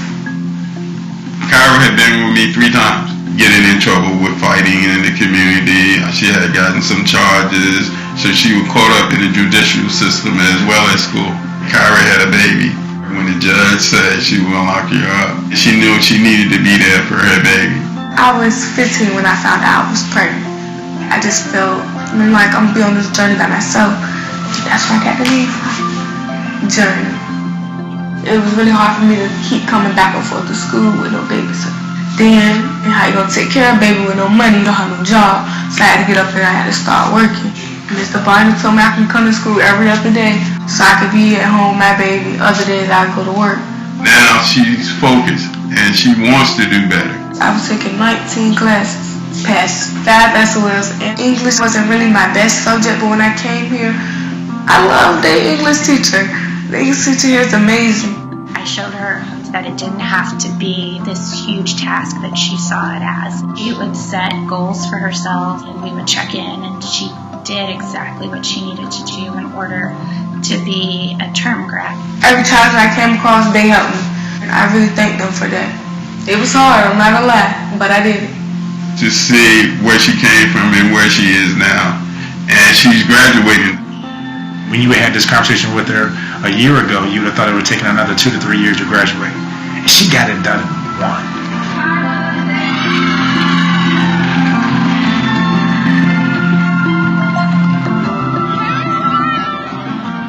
If it weren't for Mr. Bynum, none of this would have happened.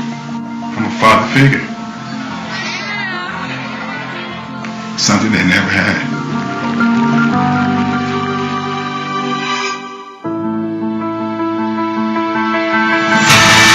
These are the kids that I love working with. We hopefully build a better person when they leave here. They are Suffolk Public Schools students. We're going to support them. You can still be an actor. You can still apply for scholarships. That is the whole key. Here are these things that we're going to help you and your family put into place so that you can reach those goals. That's the thing I think that our kids are really probably the most appreciative of. And not only are they getting support from their individual teachers and Mr. Biden's administrator, but also knowing that they have the support of central office as well.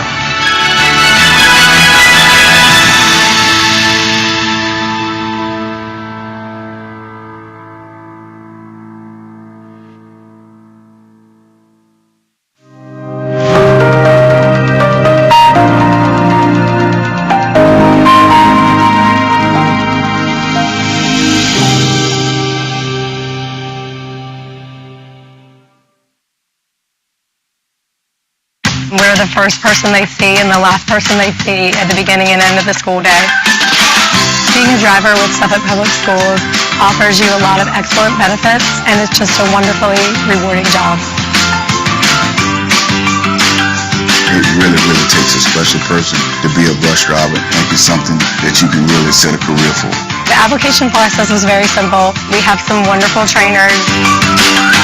Go to our website and apply. And we check our website daily, and within a 30-day period, interview, train, on the road, and carrying students. My biggest motivation is the kids. A great opportunity to be a positive influence. You have to have a deep compassion for kids. We put you behind the wheel, and you're ready to start a new career here at Suffolk Public Schools.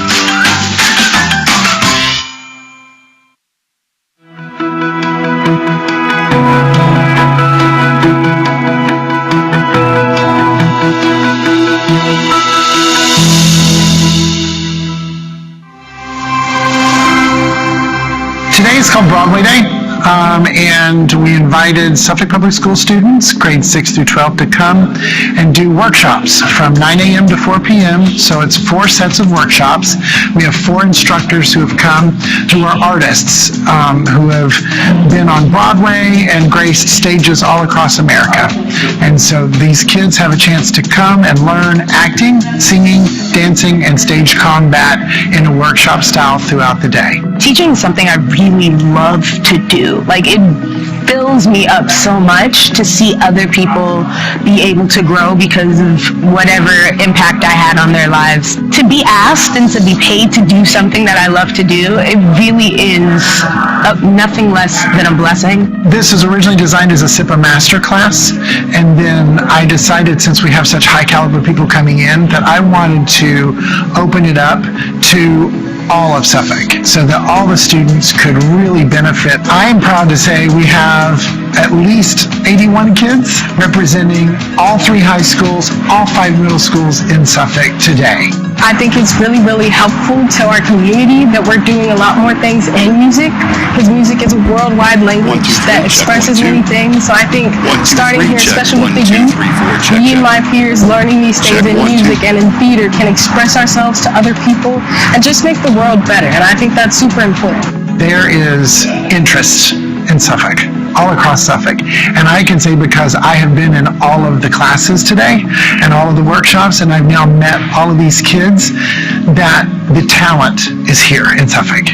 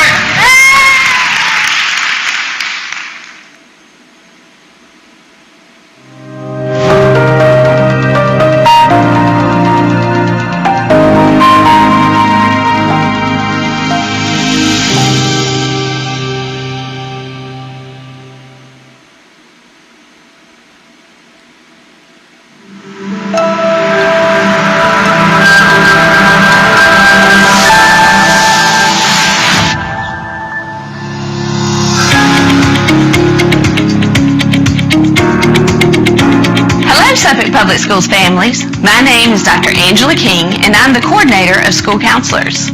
The purpose of this video is to assist students and parents with the SPS scheduling process.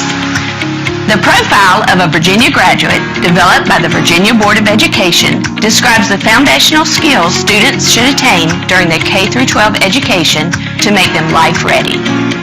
These skills include critical thinking, creative thinking, collaboration, communication, and citizenship.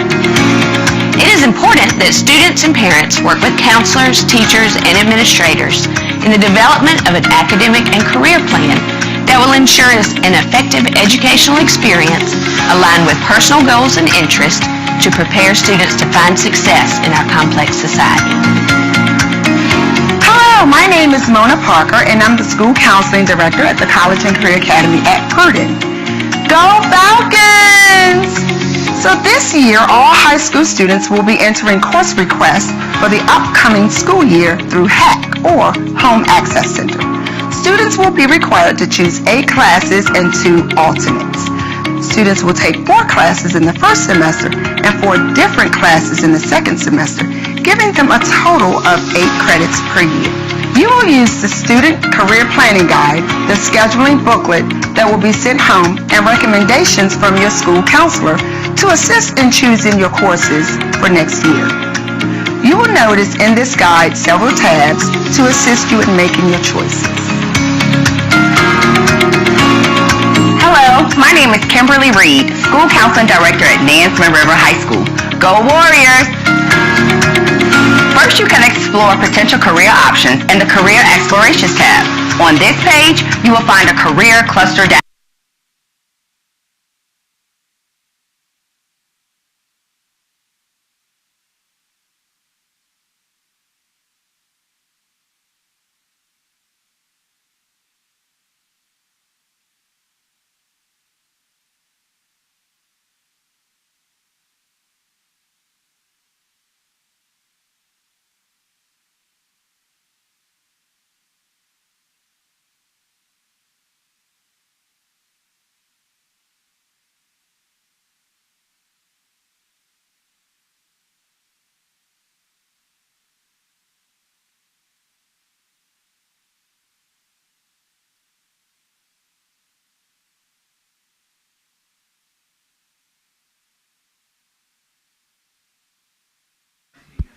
Check 1, 2, 1, 2, 3, check.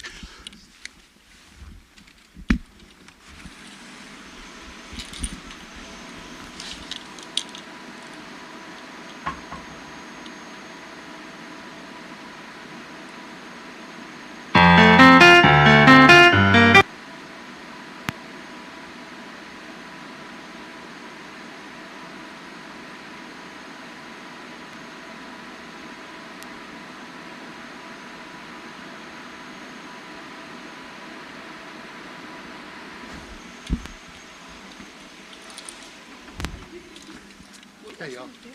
Hello. Hello. Hey, y'all. Thanks for coming out. Thank y'all for coming. Yes, ma'am. Well, I was told that y'all facing this way because there's not going to be a whole lot of people. That's what I've been told. Now, if that changes. That's probably where the camera is. Well, the cameras could be anywhere. We have cameras. I need to find that out. I was told that you'd be facing them. That would make sense for the board to see you. Alrighty, so let me start with my part one, in your second row. My taller folk, Janaya. Hey.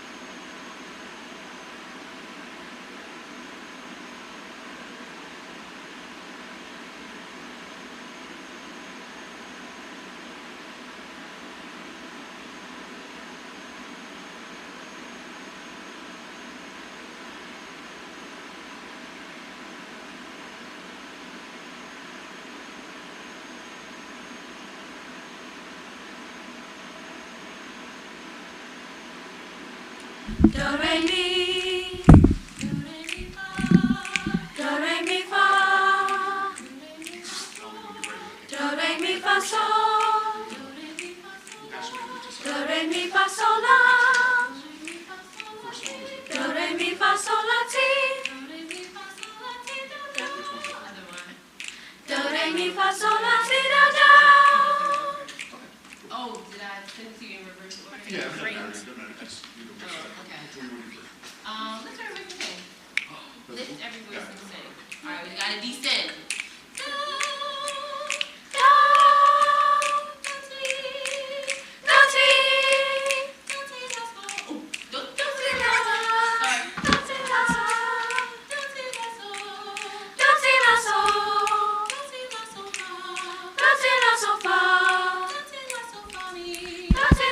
Check. You should be able to hear me.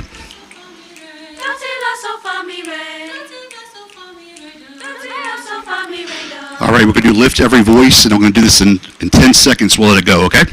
Okay. Lift every voice. We'll start in 10 seconds. 9, 8, 7, 6, 5, 4, 3, 2, 1.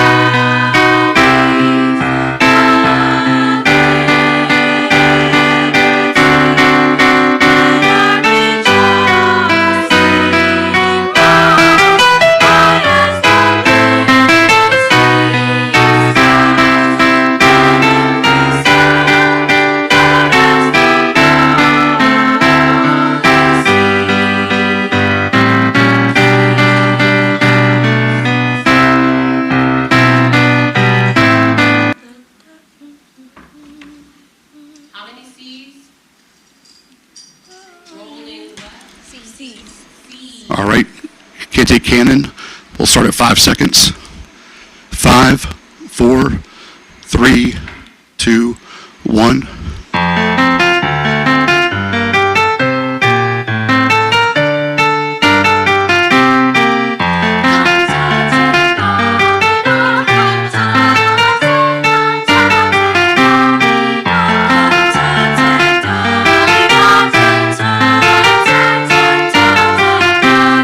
Can we turn the volume up on the music?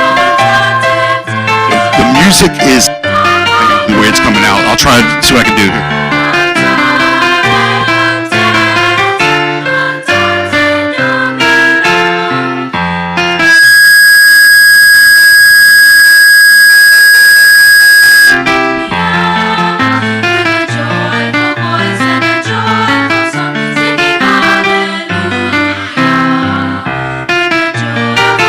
Start from the beginning again.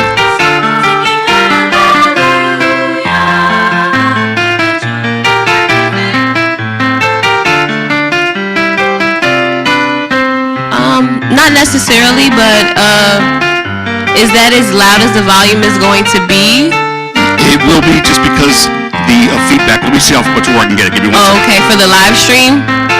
Well, the live stream is something that's different. That's come out a different way. That's actually come out a little bit louder than what you're hearing here. Okay. Can you guys? Is that a little better? Yes, it actually is. How about them, quality of the sound coming through the mic?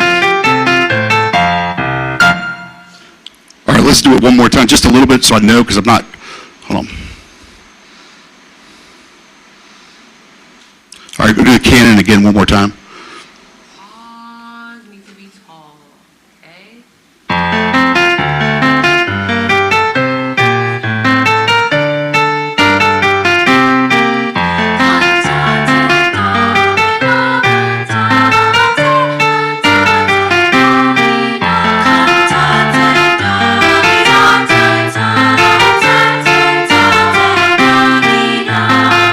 Keep them singing. I'm going to check on YouTube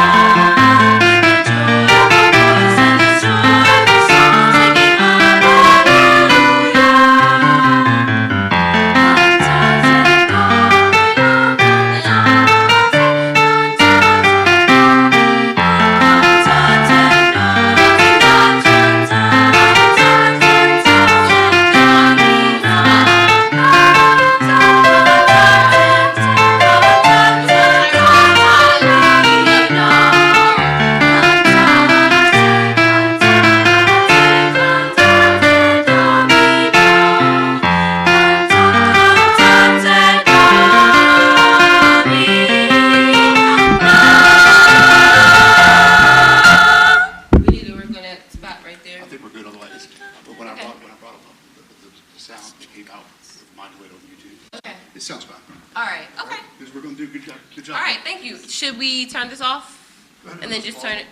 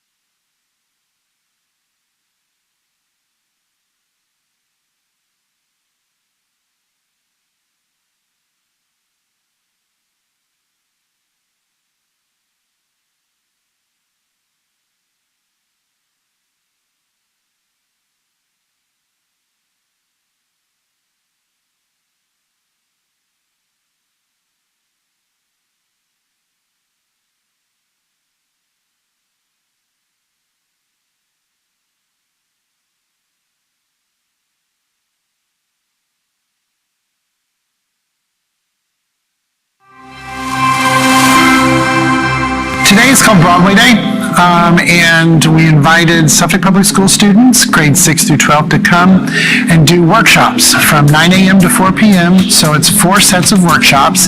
We have 4 instructors who have come who are artists, who have been on Broadway and graced stages all across America.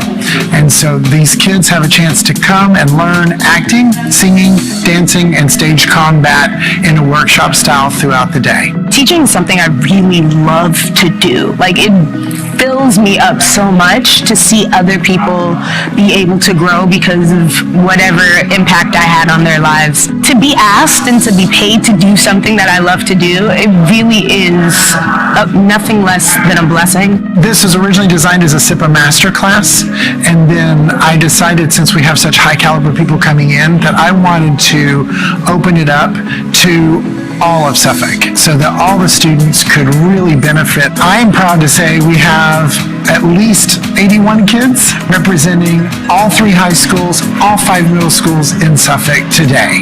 I think it's really, really helpful to our community that we're doing a lot more things in music, because music is a worldwide language that expresses many things. So I think starting here, especially with the youth, me and my peers learning these things in music and in theater can express ourselves to other people and just make the world better. And I think that's super important. There is interest in Suffolk, all across Suffolk. And I can say, because I have been in all of the classes today and all of the workshops, and I've now met all of these kids, that the talent is here in Suffolk.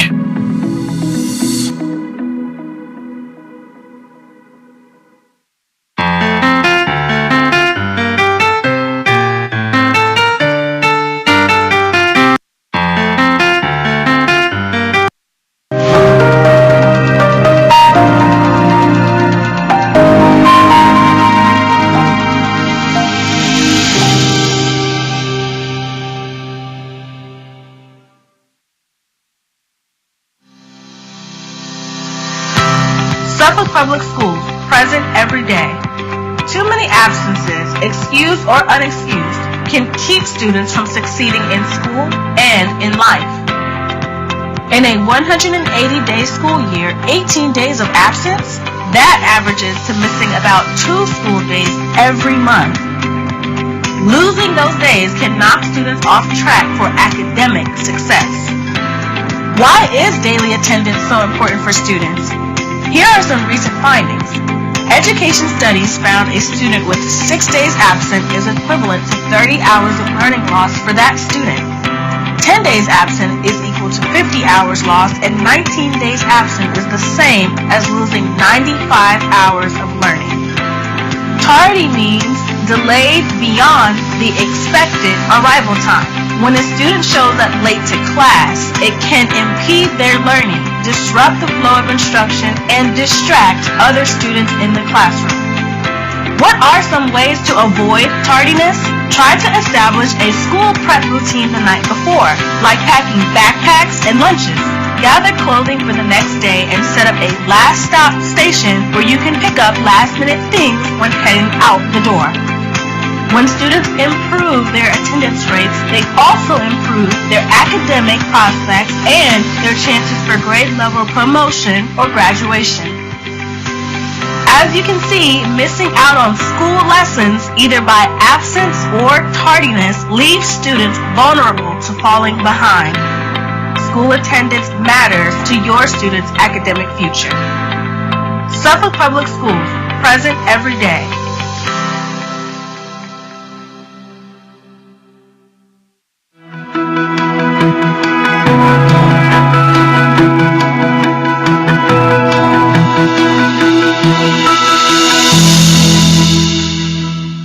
We're the first person they see and the last person they see at the beginning and end of the school day.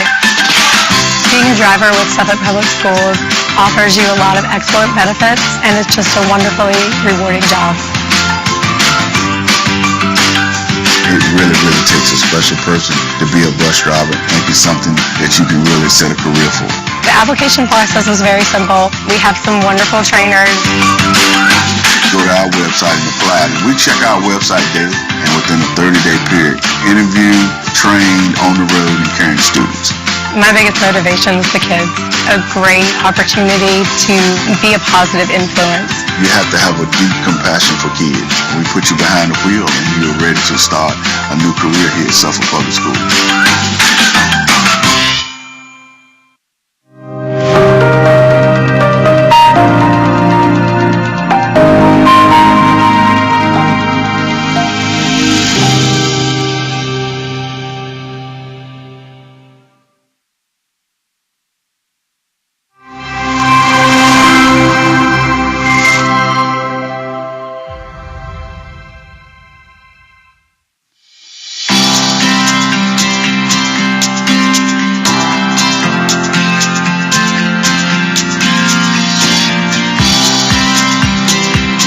Start narrating the land.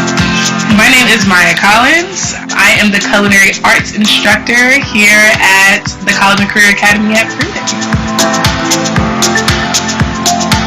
I'm super excited.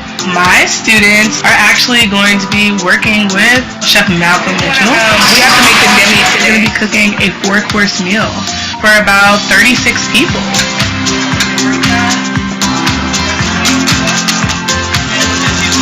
Working with the Rigor app, catered to the course, and our course is Culinary Arts, incorporates some different skills that we are able to build within my class, but through an app. And with Chef Mitchell, he got to pre-write the things that were on the app. That true on-the-job training, and I'm here to help Chef Maya put a meal together, doing catering, past hors d'oeuvres, the whole nine. My name is Malcolm Mitchell, originally from New York, currently the corporate food and beverage director for Donco Hospitalities that's based out of Washington, D.C. I oversee 18 restaurants, doing consulting, developing concepts, and owning a few of my own restaurants. I really love bringing chefs in. He can go to different schools if he really wanted to, and he came to our school, and he talked to us, and he showed them his secrets, and they appreciated his time. I love it. Me, because I love it. The menu was a collaboration. I came up with the concept and some of the recipes. The team here executed all of the recipes. One of my students was like, Chef, I don't know why, but I'm a little scared. And I was like, what? He's so nice. He's such a nice person. He's like, I don't know. I'm kind of scared. But as soon as he asked them to do something, they were on it. All the way around. It's like seriousness about him that made you want to be serious a little bit, but then he was just so chill and cool. I liked his style. I'm really diverse when it comes to my portfolio and genre of food. My influence of cooking comes from my mother, who's from Charleston, South Carolina, so that geeky, low-country food is where it's in my heart, even though I'm French culinary trained. Taste the lamb, too, if you guys are not used to it. They were like, I don't understand how lamb tastes like beef. Just because he braised it versus just straight roasting it. These little things make it taste completely different. The bread pudding, everybody's still talking about the bread pudding. The cherries versus anything, having anything in there. It was amazing. They were like, I did not think that the food was going to be this good. Your mind is only limited by your ingredients. It's like a painter with colors. It is an art. Even if you don't have the colors, you can mix this color and that color and create a whole other color. You can mix all these different ingredients and make a whole different dish. That's what keeps me inspired. It keeps me always cooking. It keeps me always want to be creative. Some of the things that they gained from today, how to work as a team to make sure things come out right and together. Timing, our dietary needs met. Who is a vegetarian? How can we get their things out at the same time as the steak? Doing plating. No rhyme or reason of how I plate. Kind of depends on the ingredient and the dish. Just like the tomato salad. If I would have took that salad and just tossed it all together in a bowl and put it on a plate, even though it tastes exactly the same, it just wouldn't be presented the right way. But the salad's here. I sprinkled the basil, the big jam, different places, and then the vinaigrette. You can see all the vibrant colors. When I did the steak, it was simple. It's steak and potatoes. A home-cooked plate that was just elevated a little bit. If it's not Instagram worthy, take it back in the kitchen.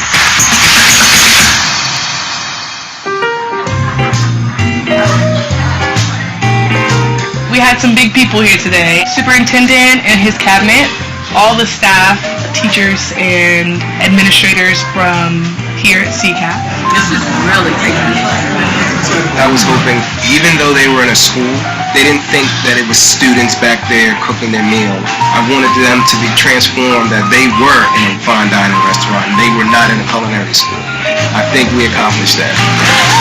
They all came up afterwards and like, you guys did an amazing job! And I was like, thank you so much! Like, we're just so excited. And this is going to bring more excitement to the program.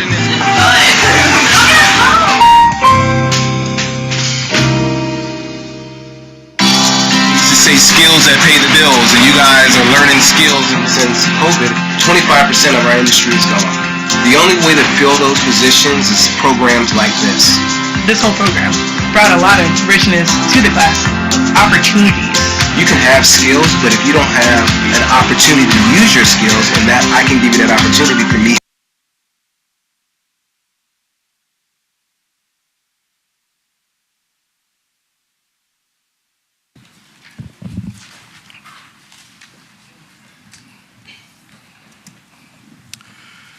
Good evening, everyone.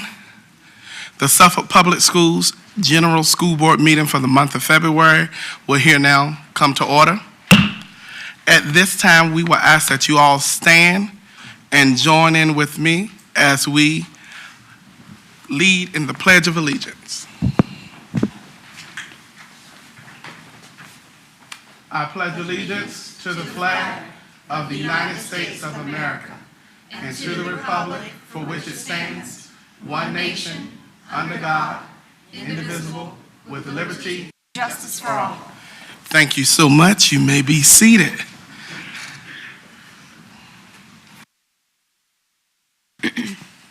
At this time, we will have the reading of Suffolk Public Schools mission statement by Board Member Brittingham.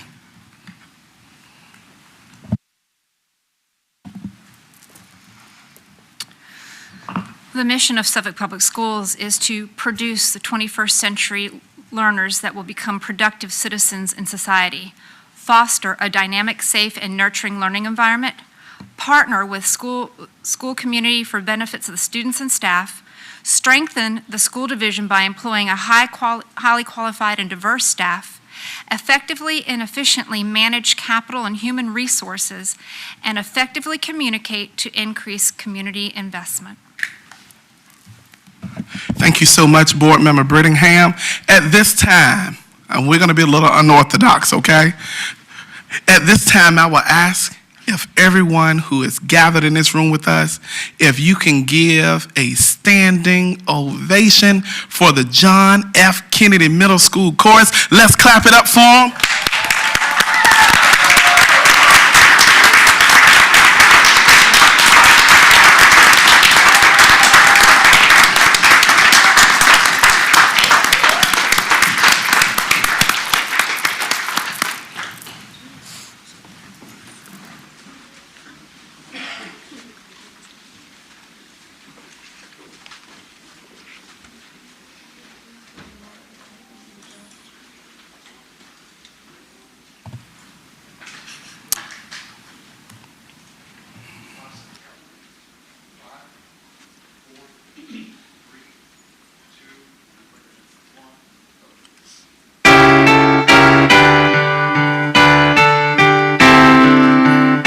Please stand.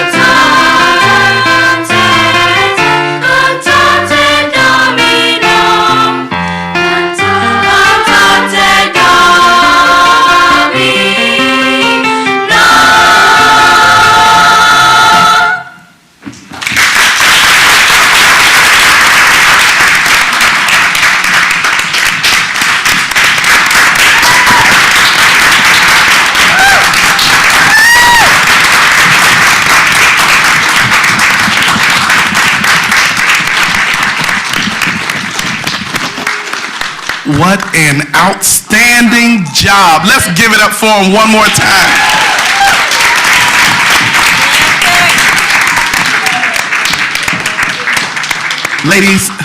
Ladies and gentlemen, those who are in the chambers and those who are watching via your homes, you just witnessed the outstanding John F. Kennedy Middle School Wolverine Chorale under the leadership of our outstanding choral director, Miss Jamila Ford.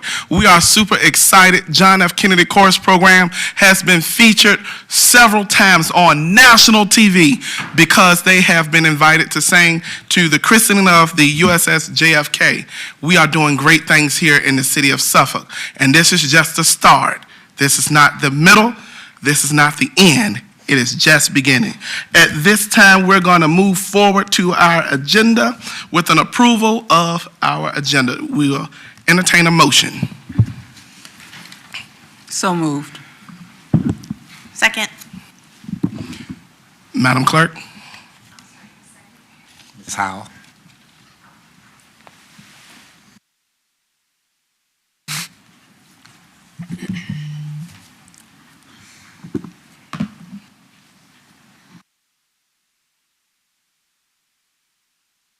Passed. Thank you so much. At this time, we're going to have our public speakers on agenda topics. And Madam Clerk, if you will read our statement, and then the first speaker will be Mr. Travis McKinney, payment of bills.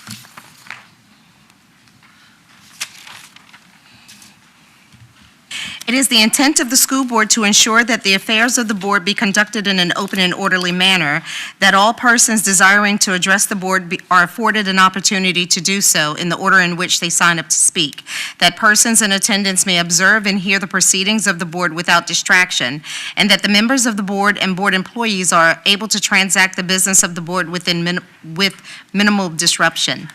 Any persons addressing the board shall, 1, confine their comments to matters germane to the business of the school board of the city of Suffolk. 2, refrain from words or statements which, from their usual construction and common acceptance, are construed as insult and tend to incite violence or breach of the peace. 3, refrain from obscenity, vulgarity, or other breach of respect. 4, comply with the time limit for public comment as set by the board, which can be up to 5 minutes unless the board, through the exercise of its discretion, decides to allow less than 5 minutes for public comment.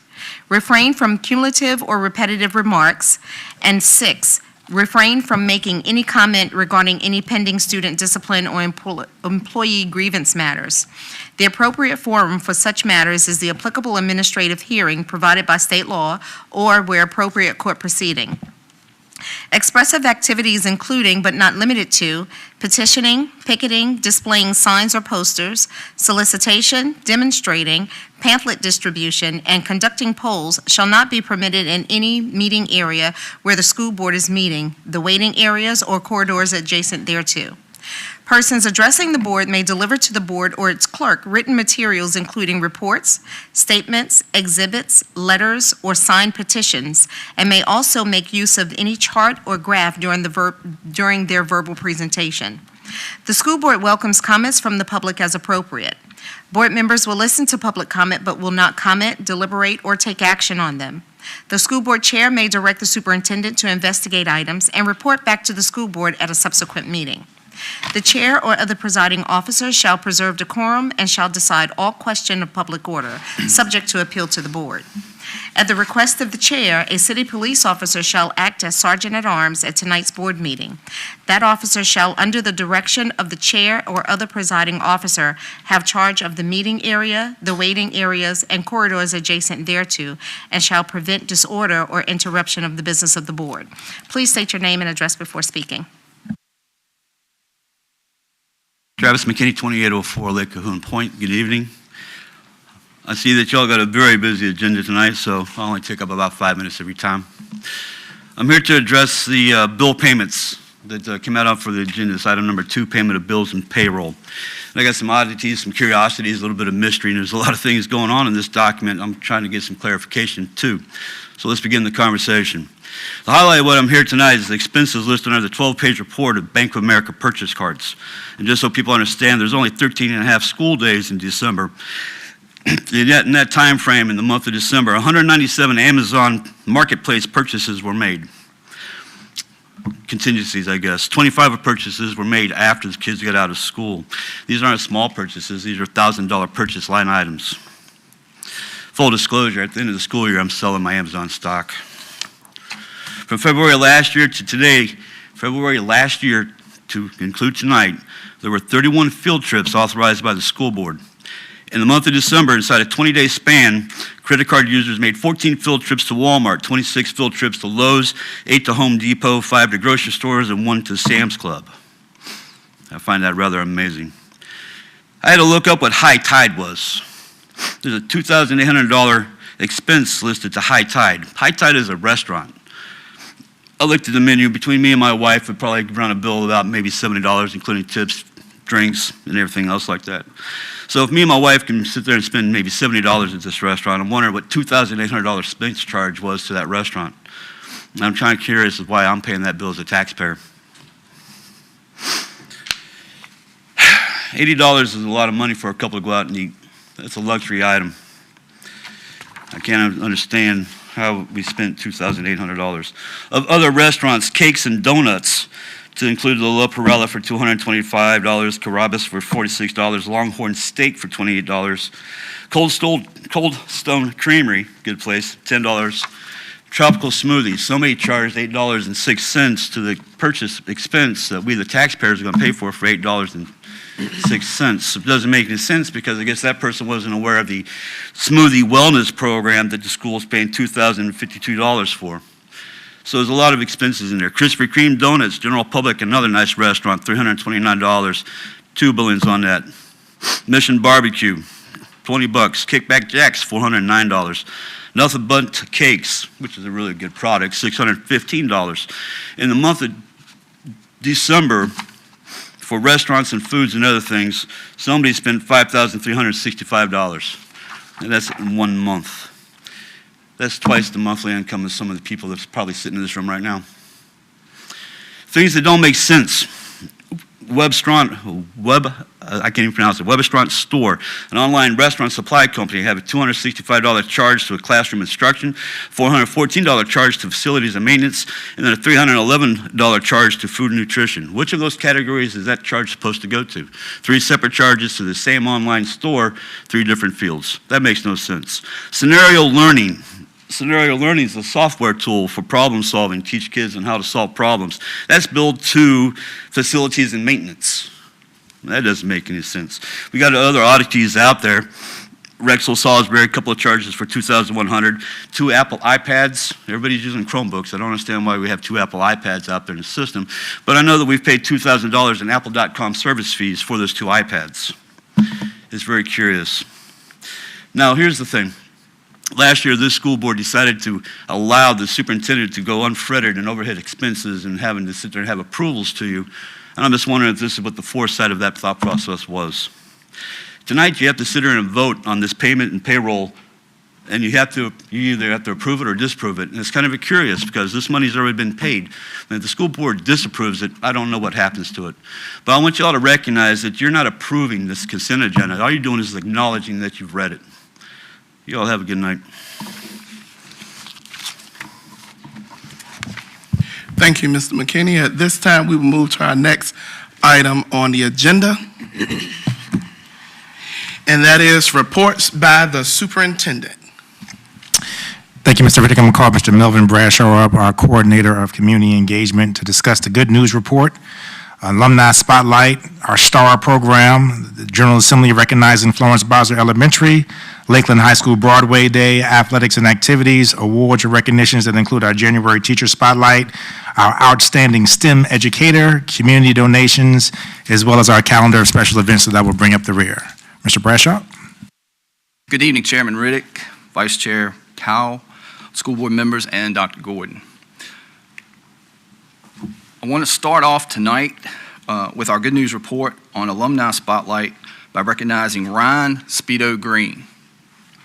Ryan is a graduate of Nansemond River High School and has now won his 2nd Grammy for his role as Uncle Paul in the recording of Terrence Blanchard's Fire Shut Up in My Bones. through the Metropolitan Opera House. Next thing we want to look at is our Suffolk Public Schools STAR program. Suffolk Public Schools kicked off a new opportunity for career advancement in the division through our Start Today and Rise Leadership Program. That's also called the STAR program. Support Leadership Program will provide chosen support personnel with information, training, and educational support on career pathways to advance their career with Suffolk Public Schools. We aim to develop innovative and sustainable strategies to provide relevant professional learning to our employees that will allow them to grow professionally. We currently have 20 staff that are in that program.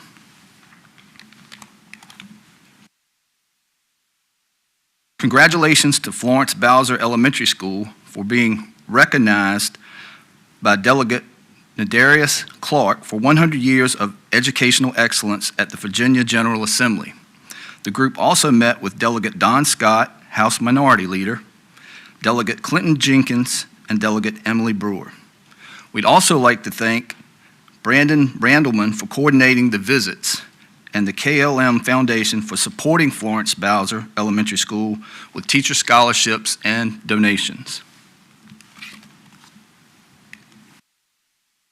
As part of the Center for Performing and Production Arts' first annual Broadway Day event, middle and high school students from Suffolk danced, sang, acted, and even participated in a duel or two. Broadway Day is an action-packed day filled with hands-on instruction and guidance from industry-credited actors and performers looking to gauge interest in theater and performing arts. Lakeland High School hosted more than 80 students representing all 8 secondary schools. Let's take a look. Today is called Broadway Day, and we invited Suffolk Public School students, grades 6 through 12, to come and do workshops from 9 a.m. to 4 p.m. So it's 4 sets of workshops. We have 4 instructors who have come who are artists, who have been on Broadway and graced stages all across America. And so these kids have a chance to come and learn acting, singing, dancing, and stage combat in a workshop style throughout the day. Teaching is something I really love to do. Like, it fills me up so much to see other people be able to grow because of whatever impact I had on their lives. To be asked and to be paid to do something that I love to do, it really is nothing less than a blessing. This was originally designed as a SIPA master class, and then I decided, since we have such high caliber people coming in, that I wanted to open it up to all of Suffolk so that all the students could really benefit. I am proud to say we have at least 81 kids representing all 3 high schools, all 5 middle schools in Suffolk today. I think it's really, really helpful to our community that we're doing a lot more things in music, because music is a worldwide language that expresses many things. So I think starting here, especially with the youth, me and my peers learning these things in music and in theater can express ourselves to other people and just make the world better. And I think that's super important. There is interest in Suffolk, all across Suffolk. And I can say, because I have been in all of the classes today and all of the workshops, and I've now met all of these kids, that the talent is here in Suffolk.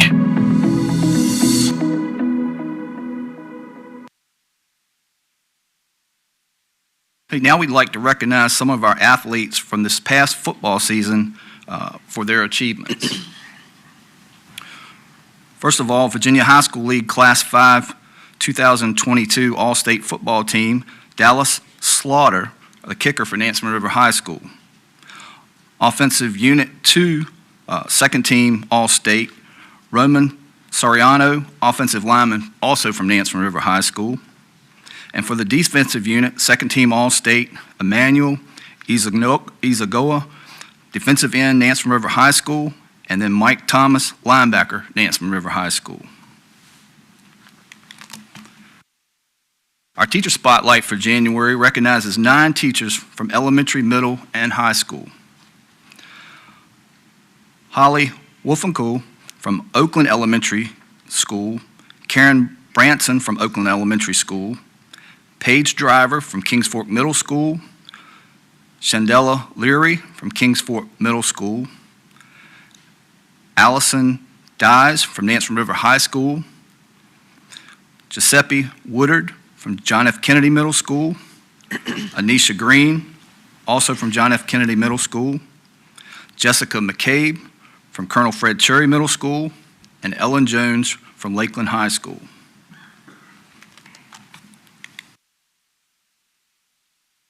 We would like to recognize Megan Faribault as the January Outstanding STEM Educator. She was recognized by OzBot, which is a robotic platform that empowers coding and STEAM education for K through 12. Megan Faribault was recognized as an inspiring STEAM educator and gifted resource teacher in the field of STEM at Suffolk Public Schools, and was featured for their outstanding educator spotlight for January. With several years of experience in the classroom, Megan's innovative teaching methods and passion for her subject matter have made her a favorite among students, colleagues alike, and at Hill Point Elementary and Nansemond Parkway Elementary Schools. Megan stated in the article for this recognition, "My absolute favorite part of being a STEAM educator is when students have fun while thinking critically, problem solving, and using technology. I love seeing their little light bulbs turn on and shine so brightly."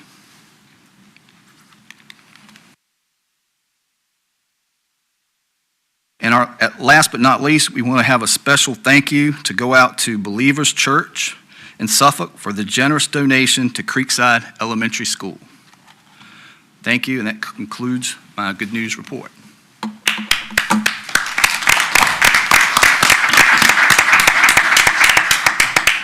Thank you so much, Mr. Bradshaw, for all that information. And as you can see, we have students excelling, continued community partnerships, as well as great things happening with our staff, for our teacher spotlight, and alumni. I mean, winning Grammys is big time. Before I get to the calendar of special events, I actually have several things that I have to do. The first one, I'm going to start off on a more serious note. As we've discussed the importance of one of our initiatives of this year for SPS Present Every Day, and we've discussed the impact of student attendance on student achievement. Last month, I signified to the board and to our school community that we saw significant drops in the total number of students that are absent, going from originally 1,400 to 1,500 students to roughly 1,000 or 900 students. We still need to get to that 720 goal. However, for all of our parents out there, I need to ask for this one reminder. When we have half days, students must still come to school. On our last half day, we had 2,120 students that were absent. 2,120 students. That means that our attendance rate for that day was in the 80s. Remember, our threshold is 95% for daily attendance, and we need to make sure that everyone is there. I also want to take this time to pause to recognize our school board for two things. First of all, our school board did a tremendous job at our recent joint city council meeting of having a unified front with the importance of asking the city council to support our capital improvement plan. And the major topic that we discussed was the full funding of John F. Kennedy Middle School. If you see and look around here, you also see the artwork from our students from John F. Kennedy Middle School. Quay Cummings is the art teacher, and the images that you see are the student perceptions of what a hero looks like. It could be heroes, it could be superheroes, but this is their perception and their version. This also shows you about the great talent that we had. Also, outstanding job by Dr. Neighbors and Mr. Kamenish for the Broadway show at Lakeland. We actually had another school division that came to visit us today, representatives from Henrico County Public Schools, to take a look at the one-of-a-kind Center for Performing and Production Arts. I want to recognize our school board. Today is, or this month, is Virginia School Board Appreciation Month. And all of our school board members had these outstanding gift bags that included your Suffolk Public Schools beach towel, the STEM Century NAPSI edition. The cameras that you see are part of the STEM Century documentary, so all of you all are about to be famous. We also included in there a custom-made tumbler that was created by Jessica Joyner, our special education coordinator. She is so gifted and talented that she wanted to do this out of the kindness of her heart. And what is customized about those tumblers, the schools on the tumbler represent the respective schools within that school board member's boroughs. Now, I have one too, and I have all 21. But thank you, Dr. Buck, for the visual display. This again shows that our school board is unified in making sure that we're going to do everything that we can to move our school division forward. And with February being School Board Appreciation Month, I do want to take the time to hand out these official School Board Appreciation Month certificates from the Virginia School Board Association. Mr. Riddick, would you mind assisting me, kind sir? We're going to begin with Dr. Dawn Marie Brittingham.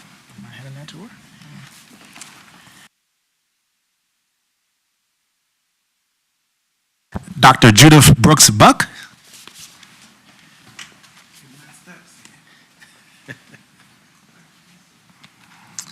Miss Phyllis Byram.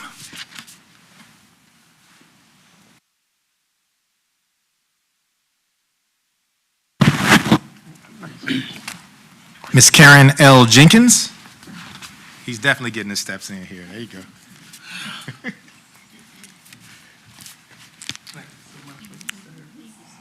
Ms. Kimberly Slingleff.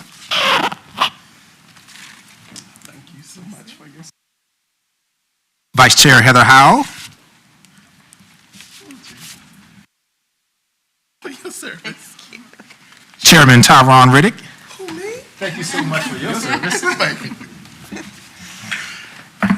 Next week, ladies and gentlemen, is also School Board Appreciation Week. And we have two of the best to ever do it that are sitting over here to my right. Mr. Riddick and I are going to present these certificates to Miss Keisha Johnson and School Board Clerk Tasha Gardner.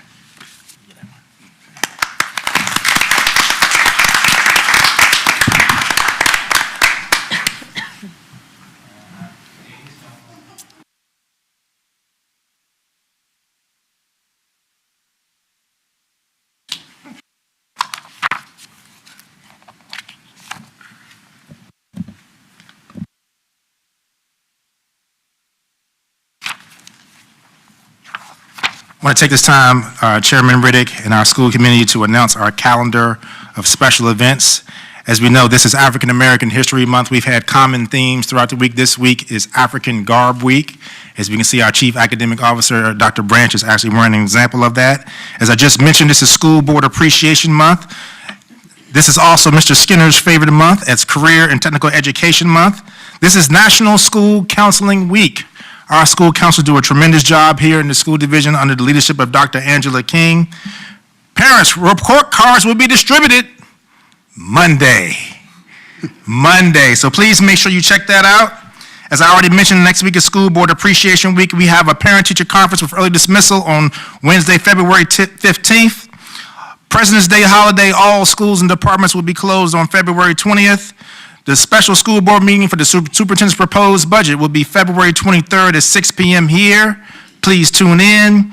After that, we will have a superintendent's Facebook Live the next day on February 24th from 3 to 4.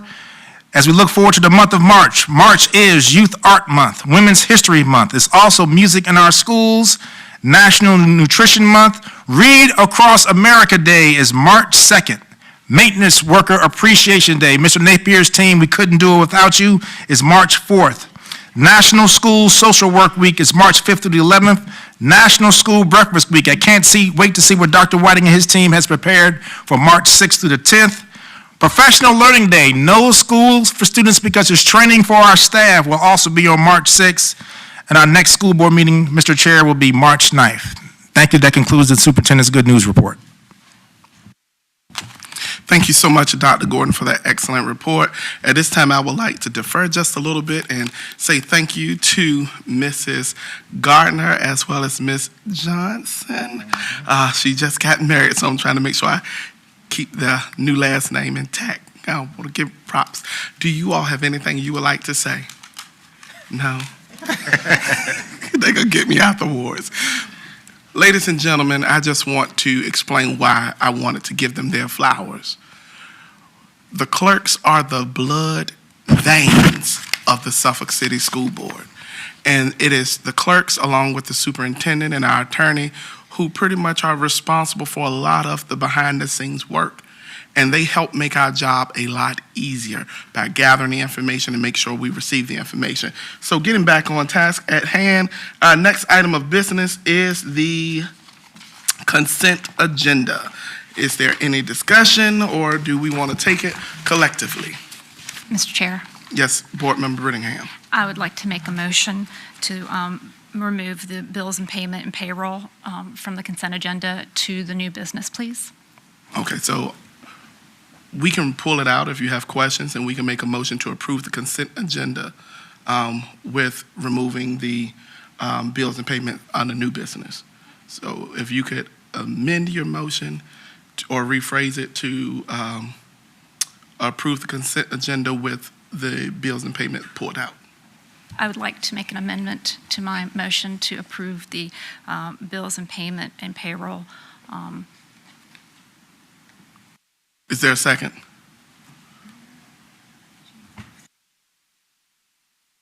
So we can clean it up just a tad.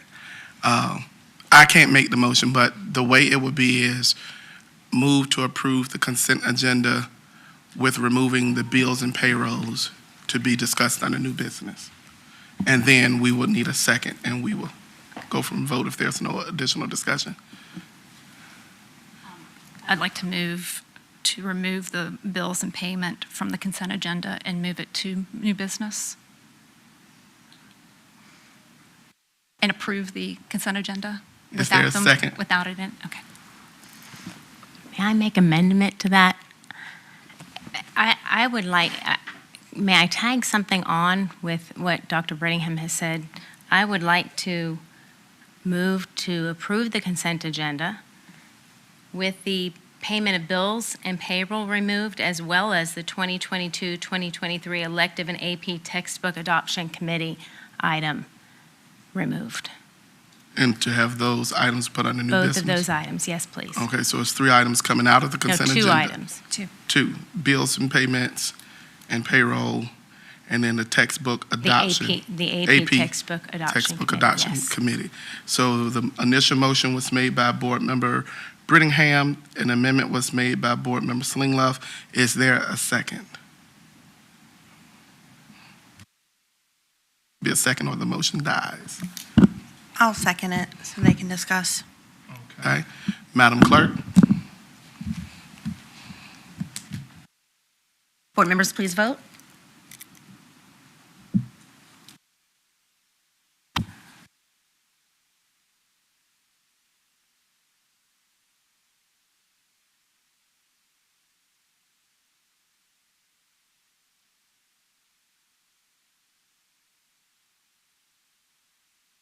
Ms. Jenkins?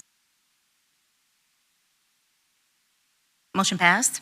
Okay, thank you so much. At this time, we are going to have a special, well, it's not special, this is something that goes along with the superintendent's report that we want to just take a time to make sure we shed light on this hot information. Dr. Gordon? Thank you, Mr. Riddick. As a part of the personnel report, we always want to take the time to introduce any new staff members that we have for the coordinator level or above, which includes directors, chiefs, et cetera. I'd like to introduce our new Director of Special Education, Ms. Tawanda Shirley. Ms. Shirley has an educational specialist degree from Virginia Tech, a Master of Art in Education from the College of William and Mary, a Bachelor of Science from Norfolk State University. She's currently the Associate Director of Student Services in York Public Schools. Ms. Shirley, would you mind coming to the podium to address the board, to introduce yourself, and you can also introduce any staff members or family members, that she may have here in attendance. So come to the podium. Welcome, Ms. Shirley.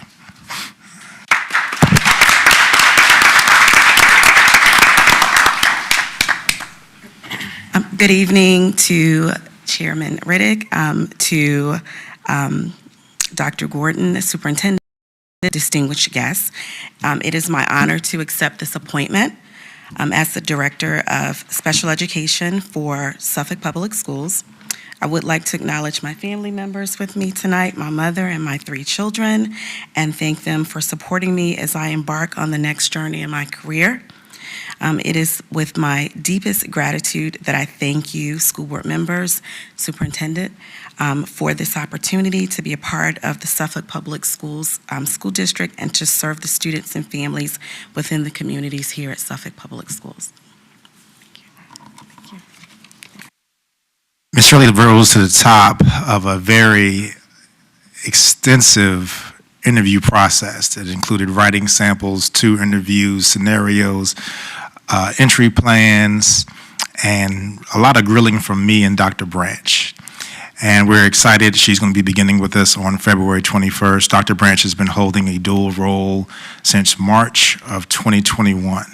So I know she's extremely excited that she's going to get some help with a new director in place. Ms. Shirley knows that she has a lot of work to do, but we were so impressed, not only with her credentials, but her plan of action moving forward. So welcome, Ms. Shirley. Thank you.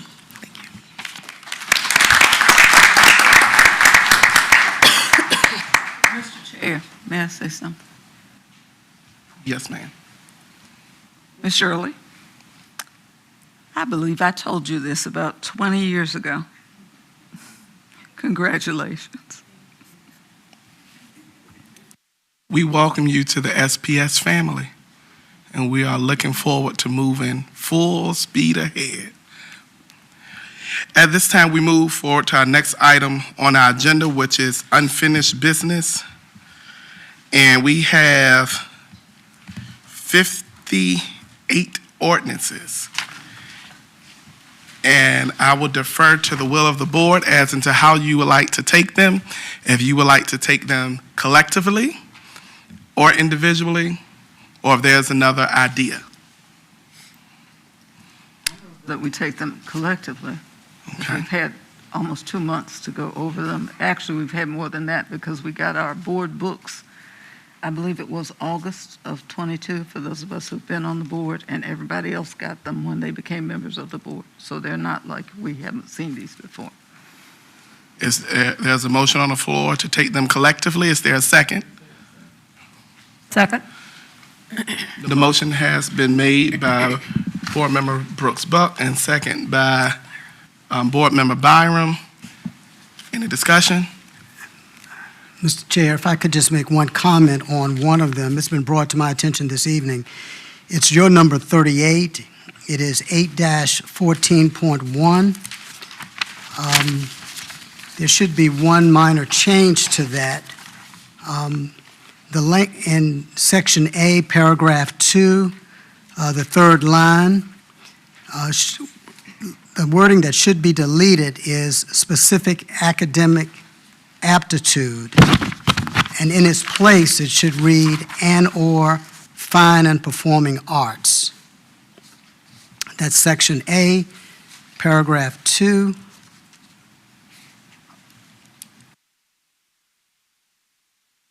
Third line, deleting specific academic aptitude and replacing it with and/or fine and performing arts. Okay. Yes. Yes. I move that these be taken collectively with the one amendment mentioned, with the one change mentioned. Is there a second? Second. Okay. The motion has been properly amended and second. So at this time, with there being no discussion, Madam Clerk?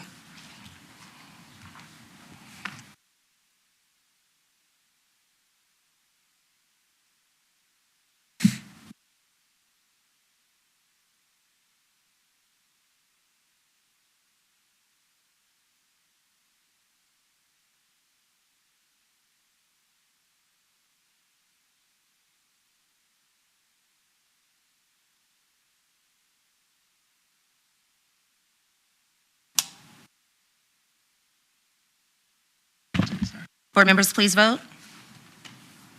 Is it working? Board Member Brittingham? Yes. Board Member Brooks Buck? Yes. Board Member Byram? Yes. Board Member Jenkins? Yes. Board Member Slinglove? Yes. Vice Chair Howell? Yes. Board Chair Riddick? Yes. Motion passed. Okay, the next item on our agenda is new business.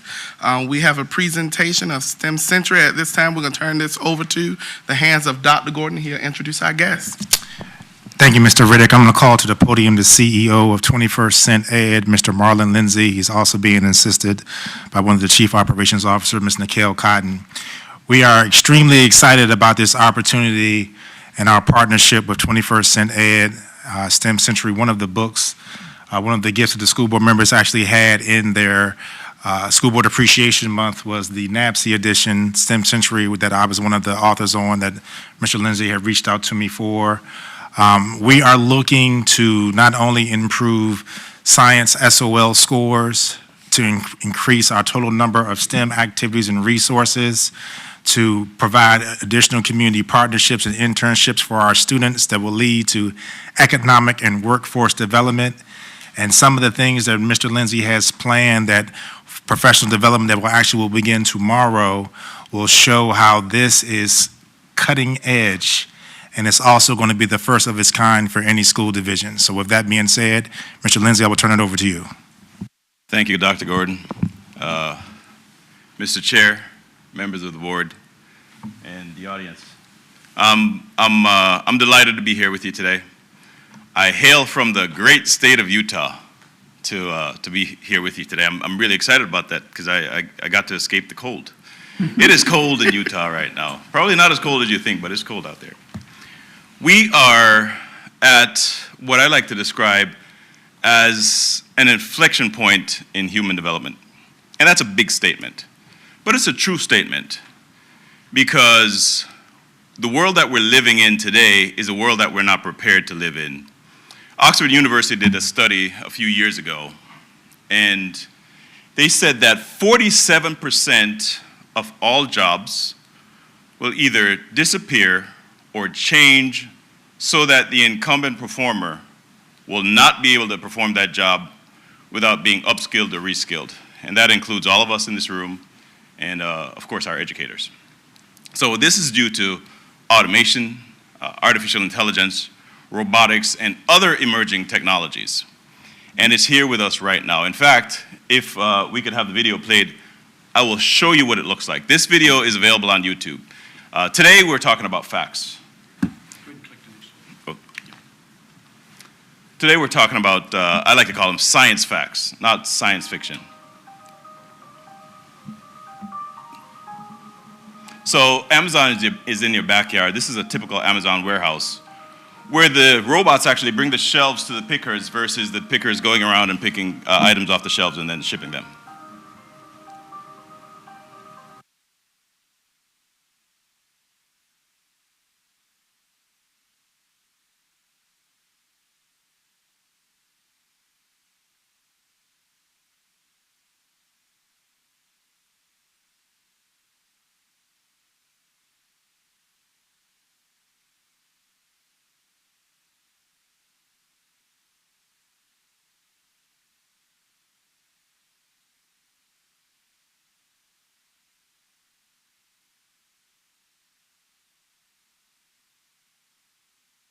They're working on our sound, but that's a 3D printed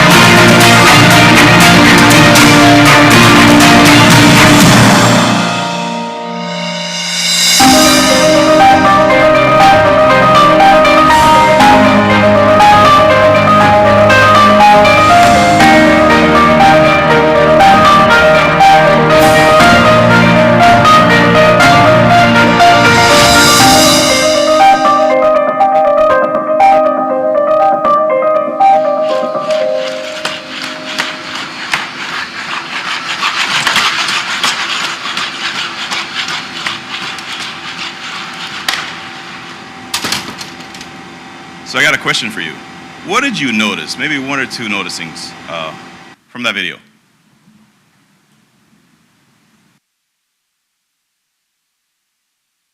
No humans. Did y'all notice anything? What else? Oh, I talked to no Yeah. Where are the humans in this? I'm sorry? Programming? Programming. We'll advance this slide. So, you're right. In fact, if you look at, so today, I'm gonna take a chance on this. At the risk of losing some time. What were your first jobs? Give me some first jobs. First job. Ryan's Steakhouse. What is it? Ryan's Steakhouse. And what were you doing? Waiter. Waiter, replaced by robots. Cutting grass. What is that? Cutting grass? Cutting grass. Ooh, you know this little thing in your living room called iRobots? They're doing them with the lawn. So, go on. What else? Cleaning a hotel up to be laundry. Oh, man, that was my first job. McDonald's made an announcement a few years ago that said 25,000 of their stores across the world will be automated. So at McDonald's, I started McDonald's at 16 years old. I was a master at making fries. I could make you a burger in a minute. You probably wouldn't want to eat it, but I could do it. Those jobs are automated, and the impact is real. Right now, if you look at the screen, the impact is going to be local, regional, and national, and actually global. We are doing some work in Jamaica right now, where because of automation, we have developing countries like Jamaica or wherever you go, they are looking at the opportunities created by technology to allow them to stay where they are and perform jobs across the world. So this thing is very, very serious. Eventually, our school districts and their communities are going to feel pressure from parents, from the community, and industry to say, hey, send me some students who are ready to do this work that we have at our disposal. Students are not just going to be left out, they are going to be absolutely left behind. Now, I know that I'm doing a little bit of preaching to the choir because there's some amazing STEM work being done here at Suffolk. I have a really hard time saying Suffolk, so I have to be really, really very, very careful. So I might go slow. But we have an issue, right? Whether it's here in Suffolk or across the United States, we don't have enough teachers, let alone STEM teachers, to make sure all of our students, and when I say all, I mean 100% of our students are ready for the rest of the 21st century. So we need a new way. And then part of that issue is a lack of comprehensive planning. So the impact is real, it's right now. Right now across the United States, we have about 695,000 jobs that we can't fill. This number is perpetual. The lowest I've seen it was about 450,000, right? In the next few years, by 2028, we're gonna have almost 2.8 million data science and analytics jobs that we need to fill. We have an issue right there. 2.4 million advanced manufacturing jobs in the next 10 years. And then the big one is cybersecurity. Globally, we'll have, I think that number dropped to about 3.65 million jobs globally, with 1 million here in the United States alone. Tremendous opportunities. But take a look at this.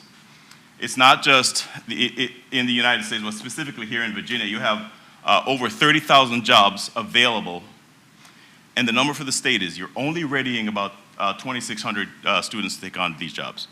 But around the region, there's probably, if you add those three numbers up with Virginia, Maryland, and Delaware, you got about 67,000 jobs that you have, that your students can graduate into straight out of high school making a six-figure income. That's family sustaining, life-changing wages. I'm gonna skip this video, but I wanna talk about, and the presentation is available publicly. But Margie Skoll Jordan, she said this: what we are finding, right, is that what we're hiring for is not being translated into the classroom. So that's a big problem. It's a big problem. In the first STEM Century book that we wrote, I wrote a chapter, and it's called Education Was Created for Work. Work has changed, but education has not. And so that's a big problem for us. My dear friend Connie, former superintendent, retired, happily retired, she said this. I went to a conference, and I heard this. She said, the speaker said, the days of general employment are over. And that's why you didn't see any people in that video. If we prepare our students well, they should have 4 primary options. Right now we're saying college or career readiness. But the focus is really on college readiness, and if you can't go to college, we'll find you something else to do. Those days are gone. So if we prepare our students well, 100% of our students should be ready for the workforce. 100%. Those who are so inclined should be ready for college. Incidentally, of all the, what's the college rate here? How many kids do you send off to college? Percentage-wise? About 78%. 78%, right? So 40% of all the kids we send to college are dropping out. And because we didn't ready them for work, they are struggling right now, right? So that's 4 out of 10 kids that we're sending off to college. They're coming back, and they are really struggling. 100% of our kids should be ready with entrepreneurship. I'm 56 years old. I run a multi-million-dollar company. I'm still learning how to be an entrepreneur. Y'all had me for like 20-something years. We could have done better. And there are little Marlon Lindsays out there right now. Because we're exposing them to tech, they're going to want to start a business. We can prepare them. We can do better. And then the other one is service. So we're in Suffolk. I stayed in Norfolk last night. We got the Navy there. And so military service. We should prepare our students to serve because, oh, by the way, it serves as a gateway for the previous 3. After they serve, whether it's in the military or otherwise, they're coming out to go to work, to go to college, or with the skills that they've developed, they're going to launch a business. So the problem, here's the problem, right? We're sort of, and this is where I sound preachy, so forgive me, but it's preachy or passionate, thin line, right? We are, across the country, we are trying to teach our kids to live in the 21st century with 20th century, using 20th century, let me actually read what's on my slide. Across the country, children are being taught 20th century skills using 19th century pedagogy for an accelerating 21st century economy. That's how we see the world at 21st Ed. The solution is we need a comprehensive STEM solution, which means all kids are in STEM early, often, and everywhere. So we see life a little bit differently. We look at our students' journey on a STEM continuum. That pre-K through 3rd grade, we're providing pre-workforce development. And to talk about our young people being ready at that age for the workforce is almost blasphemous in some education circles. But in the rest of the 21st century, we have to start early. It's got to be often, and it's got to be everywhere. So we look at pre-K, we look at 4-8, and we look at 9-12. By the time they get to 9-12, they should have actual work experience so that they can walk into the job ready. And it doesn't matter if they're going to college or otherwise. So there's some 21st century skills. The slides are a little small, but we know about the 4 C's. We double down on design thinking and problem solving as a part of it. And then we go down into global competency, and then we also look at the SEL skills, which in this day and age must be a part of how we're thinking about preparing our students. But not just our students. Our teachers must be, we like to use the term, upskilled so that they can prepare our students for thriving the rest of the 21st century. And then we also have to look at the workforce readiness standards that not just us, but industry is saying, these are the skills that we are requiring for our kids to come to work ready, to not just survive, but thrive. So in our world, we see this as comprehensive STEM, where context is a big part of it. It's the most important part of it. Access is a tremendous part of it. That means we have to provide all students with a comprehensive STEM experience early, often, and everywhere. Then culture, shifting the culture, the way we teach our students, not just our students, but the way we prepare our teachers, it's got to be essential. And that's some of the work that we're doing together. And the community, for the first time, we must include the community as a meaningful part of the student's experience and educational journey.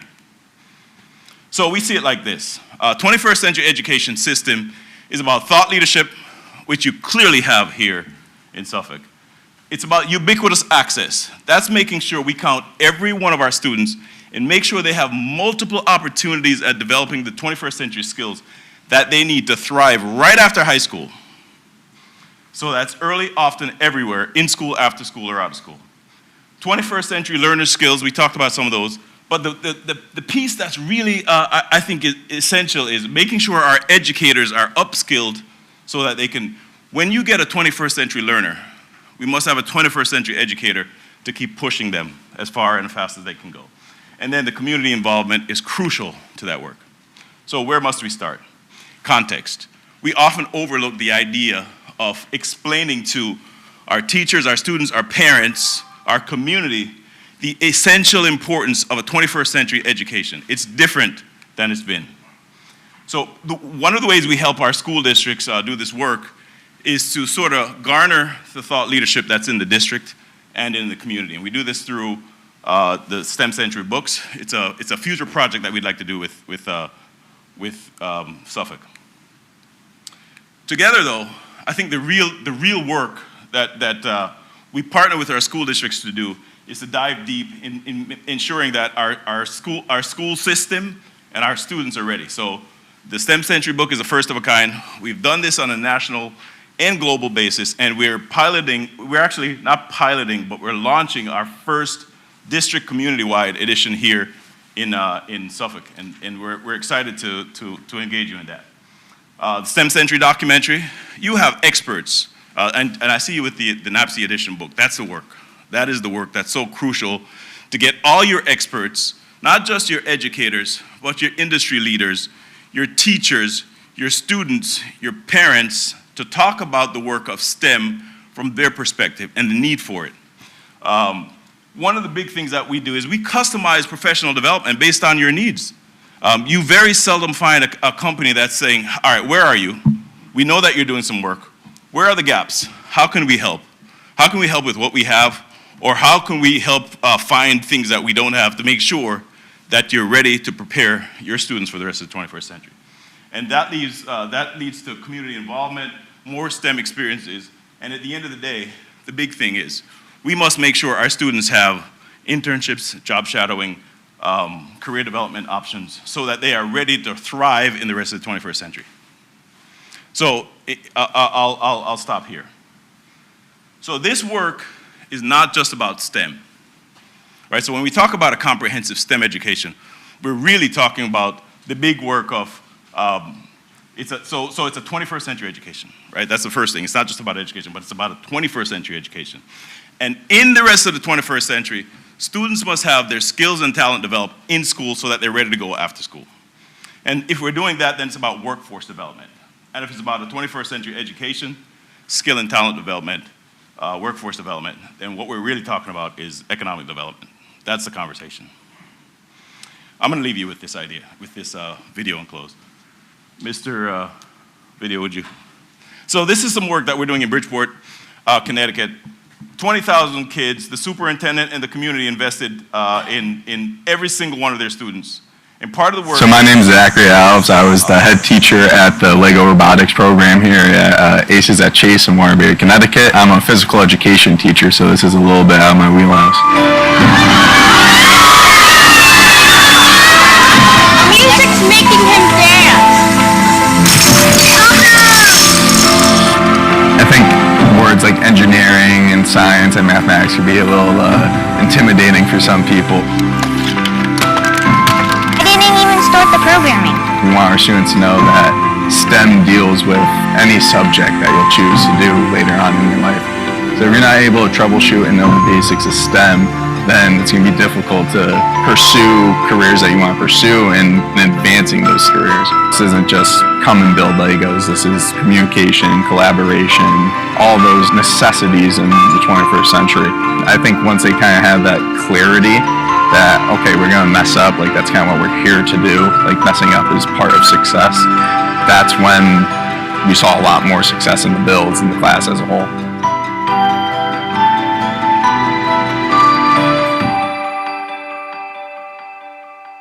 What is that?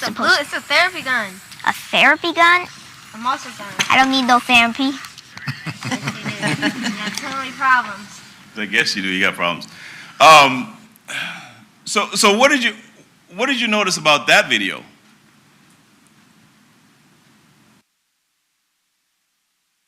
Student-led, kids were having a great time in a normal PE class with robotics. Yeah. What else? Did you all?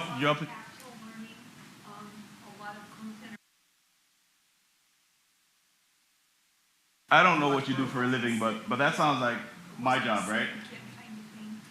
Yep.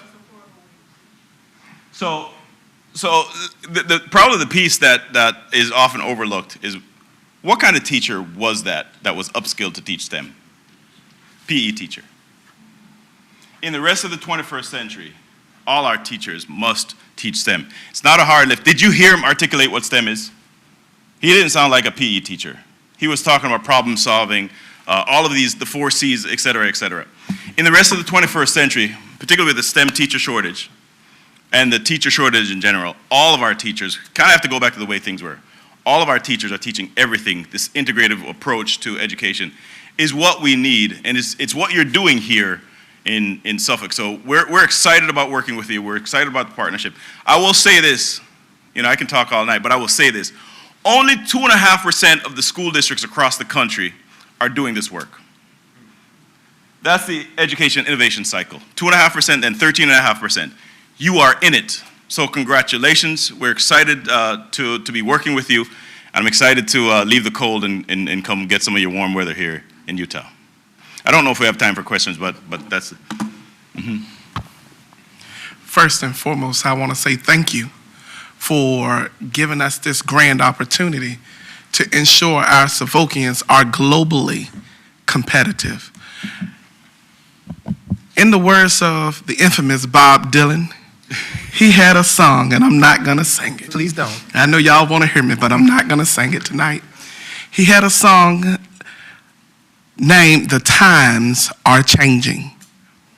And that's the world we're in. The time is changing. Don't criticize what you can't understand. That's what it said, but I'm not going to get into it. I am extremely grateful because I love STEM. I love CTE. I love being able to push our students forward in the right direction. And this here is a jump in making Suffolk Public Schools one of the premier school divisions in the country, let alone the country, but the entire world. And we are one of the first to do it. And I'm grateful that you have given us the opportunity. Thank you so much. Let's give them a hand. Board members, any questions or comments? So I'm really excited about this program because I have recently been having conversations about that crossover between getting kids ready for college but equipping them to step out into the workforce.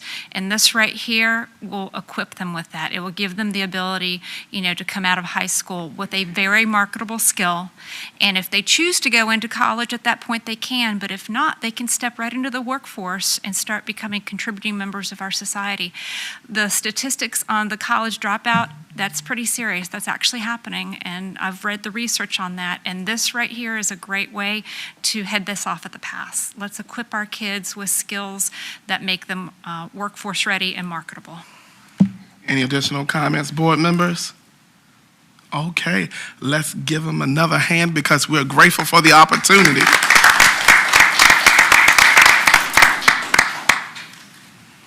Suffolk News Herald Rep, I hope you got it, okay? You tell them we are rising, okay? All right, at this time, we're gonna move on to our next item of business, and that is the family life approval. We did have the presentation earlier today in our work session. I wanna make the narrative plain. We didn't develop the curriculum. We are going according to what the state has already put out there. Parents have the opportunity to opt out. The opt-out form is located on the academic tab on our website. You can click Family Life. All of the forms you need is right there on the screen.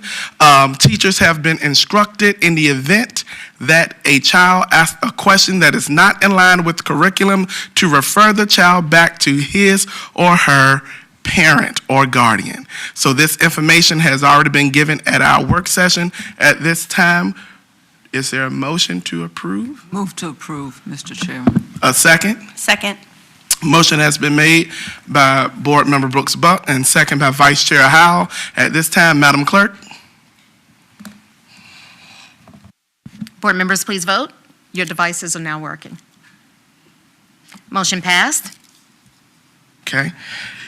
The next item on our agenda is Resolution 22/23-11. And it was, at this time, we're going to ask that this resolution be read. This is the resolution that we talked about at our joint fund. It is time sensitive.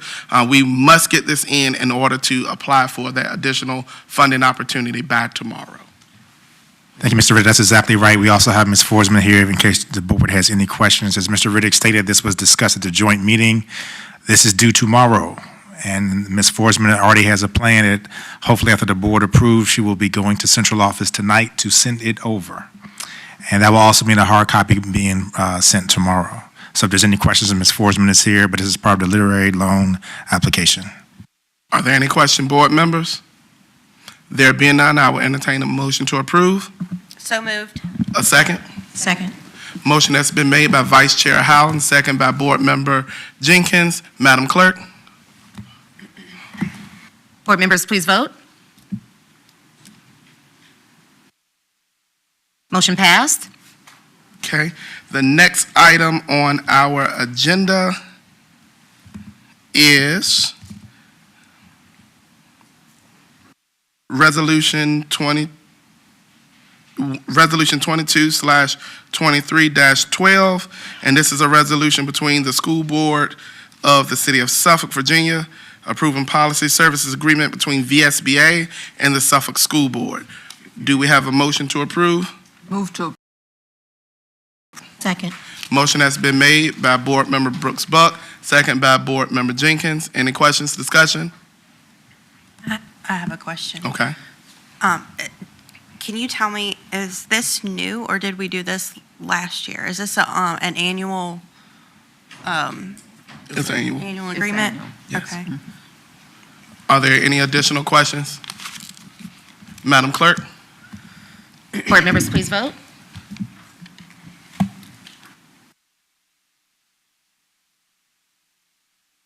Motion passed. Okay, our next item on our agenda is Resolution 22/23-13, a resolution of the School Board of the City of Suffolk, Virginia, approving a pharmacy service agreement between Onsite RX Incorporated and Suffolk City School Board. Do we have any questions? Okay. No, I'm just excited about it. Move to approve. Do we have a second? Second. The motion has been made by Board Member Brooks Buck and dual second by Board Members Byram and Board Members Jenkins. Any discussion, comments, questions? There being none, Madam Clerk? Board members, please vote. Motion passed. All right, the next item on the agenda is the payment of bills and payroll January 31st, 2023. What I will say is I would like to set this tone before we dive into this discussion and conversation. We will not move forward in a way that is unbecoming. We will respect each other and their questions and their stance and their feelings. It's okay to disagree, but we will do it respectfully. At this time, any board members who have any questions or comments regarding item 6, please speak now. Board Member Brittingham. So, again, I find myself in the same position that I did last month in trying to digest in 7 days all the information that is inside of the payment of bills. And I had a discussion this week, which helped to bring a little bit of clarity for me, but I'm still learning. I'm still trying to understand and learn this process, and so I'm still struggling with being able to vote on this item the way it is. I appreciate the fact that this month there were more categories added to this. Ms. Forsman, thank you. I know it was a lot of work. You brought transparency, the beginnings of that, and I really do appreciate that. I do ask for patience as I continue to learn how to read these reports and how to feel comfortable moving forward voting on them. So, thank you, Chairman, I appreciate it. Are there any additional questions, comments? Okay, at this time, we will entertain a motion to approve the payment of bills and payroll for January 31st, 2023. Do we have a motion?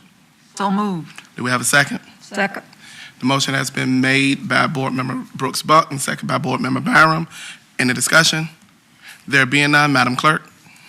Board members, please vote.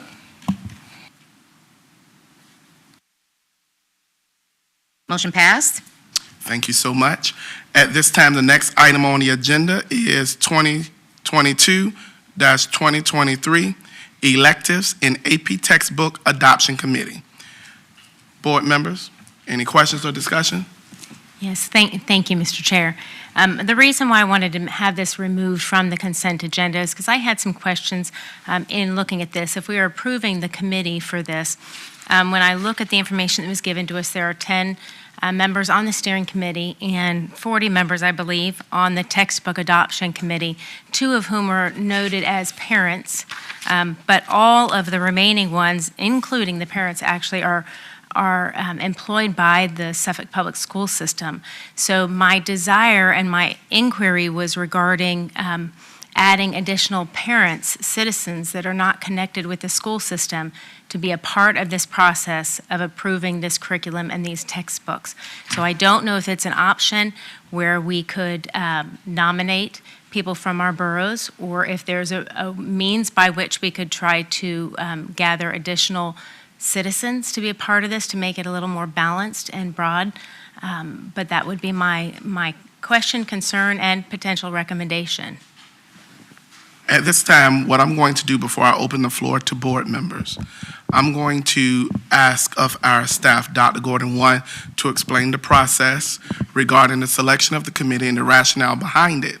And then I'm going to ask our division attorney to weigh in and ensure that we have crossed all of our T's and dotted all of our I's. And then if there's any further ambiguity or discussion from board members, we will then move forward at that time. Dr. Gordon? Thank you, Mr. Riddick. I'm going to call to the podium Dr. Lawson Davenport, our Director of Curriculum and Instruction. One of the things that Dr. Lawson Davenport will discuss is that adoption committees are generally made up of staff. It's not a requirement of parents to be on the committee. I know Ms. Lingliff has sent me some conversations, some communication about that. But we also have plenty of opportunity for parents to be able to review textbooks within that 30-day period. But Dr. Lawson Davenport, I will also turn it over to you so you can provide more detail. Good evening. So I want to provide a little clarity because you did approve the math adoption committee, which is a state-adopted book. We are only using the books that the state has already approved, so they've already gone through a vetting process, community input, and they're available publicly. The adoption that you have in front of you is for a local adoption, and that is because over the last at least 15 years, we have not adopted electives textbooks. So some of our textbooks are severely outdated. So what we did is we are hoping to do a local adoption, which means that we have to post a request for proposals. And if you look at the list of people you see there are multiple courses listed. And because of that, all of our staff, of course, are not equipped to analyze all of the textbooks that come in. So there are 40 people because that aligns with all of the materials that we are trying to capture under this one RFP. Doing an RFP for textbooks, and Mr. Hines is here to kind of clarify, but it is a very daunting task. It requires us to post the RFP for an extended period of time, hope that we receive bids. Once we receive the bids, the steering committee and the technology department then have to go through all of those to make sure they align with our technology, that they align with just our basic overview. We actually do a preliminary to make sure they have accessibility for all students, that they provide ancillary material, and then those vendors that meet all those requirements are then sent to the larger committees. In these committees you see, for example, creative writing and AP Lit and composition. There are 2 teachers there because that's who we have available and willing to serve on that committee. They will review those books only. So you're looking at roughly 20 to 30 separate vendor presentations based on what is received. After that point, they will rate. We will also, at that time, have public comment. Mr. Hines is very good at making sure that the library has the materials available. If we receive digital demos, which is what we're hoping for, that will be posted on the website, and there is a public survey. So the public has an opportunity then to provide insight into that, and then the steering committee receives all the information. We put that in conjunction with what the teachers are recommending, and the steering committee will then determine cost effectiveness and all of that, what we can afford to purchase and what we adopt. If we receive no bids, which is very possible with this list of electives, because it's possible no one will bid on a journalism class, for example, we have then the right to go out and purchase whatever textbook that we deem is going to fit with what we are currently teaching. So that's kind of the process behind it. So it will be entirely up to you all if you feel that you want to add additional members. I will add, and I'm going to toss it to Mr. Hines, with regard to the procurement and being able to purchase in a timely manner and receive the books, because of the process I just explained, it does take quite a bit of time for us to schedule all the vendors, make sure teachers are available, review the books, make sure technology has time to vet, all of those things. So we do have a timeline that we would like to have it so that it's available for teachers and we can receive the books in a timely manner. Mr. Hines, you want to add anything to that? Mr. Hines is coming up. As you all can tell by the process that Dr. Lawson Davenport has explained, the timing of this is key. And adoption committees are not citizen advisory committees. And we do have to make sure that staff who are the experts in the field, especially because of the particular subjects that our teachers are actually teaching, are the reason why that committee is so large. And as we go through the process, the steering committee and the adoption committee, as Dr. Lawson Davenport said, are two different things. Mr. Hines, is there any details you'd like to add about the procurement process itself? Good evening, Mr. Superintendent, board members. Yeah, it is a very exhaustive process. And I think Dr. Lawson Davenport pretty much hit it on the head. It is usually at least a 3 to possibly 4 month stand here. So what we're trying to do is be able to get these needed resources in the teachers' hands before they go out for the summer break, if they want to be extra ambitious while they're sitting on the beach and resting. So that is kind of our aggressive timeline there. But there is lots of opportunity for the citizens in the adoption process. Matter of fact, we actually currently have our English adoption that you guys acted on last time, still on the website. As part of the VDOE's process is that it still remains on the website to be able for the citizens to recheck for those inaccuracies. There's actually things built into the state process that allows for any problems that they've found to be corrected. So there is a significant amount of citizen input. We also do publish it in the Suffolk News Herald, with the website links that they can do that. And then we do usually set at least one place where the public can view a hard copy of that, even in this digital age. Last time it was at the school administrative offices. Thank you so much for the information, Dr. Davenport, Mr. Hines, Dr. Gordon, Attorney Waller. Yes. Hold for one moment, Dr. Gordon. The only thing that I would like to add to that is that under the VDO regulations, they do not require citizens to be on the actual committee. What they require is citizen opportunity to review and comment on the material. The other thing to keep in mind is that under your own board policies, you do not have a textbook citizen advisory committee. You have 5 different committees or 6 different committees, but none of them is a citizen advisory committee on textbooks. Thank you so much, Attorney Waller, for your legal opinion regarding how we can move forward. So I got it. Did that satisfy your question? It did. Okay. Dr. Brooks-Buck? Yeah. I simply wanted to respond because you asked board members for questions, that's all. My concern was the qualifications of the persons who would like to serve on the committee. I would not want to serve on a math committee. That is not my area of expertise. I wouldn't want to be on the geometry book committee or any of those folks because that's not my thing. I can do statistics, but the other stuff is just not my area of expertise. So that's why I would argue for that.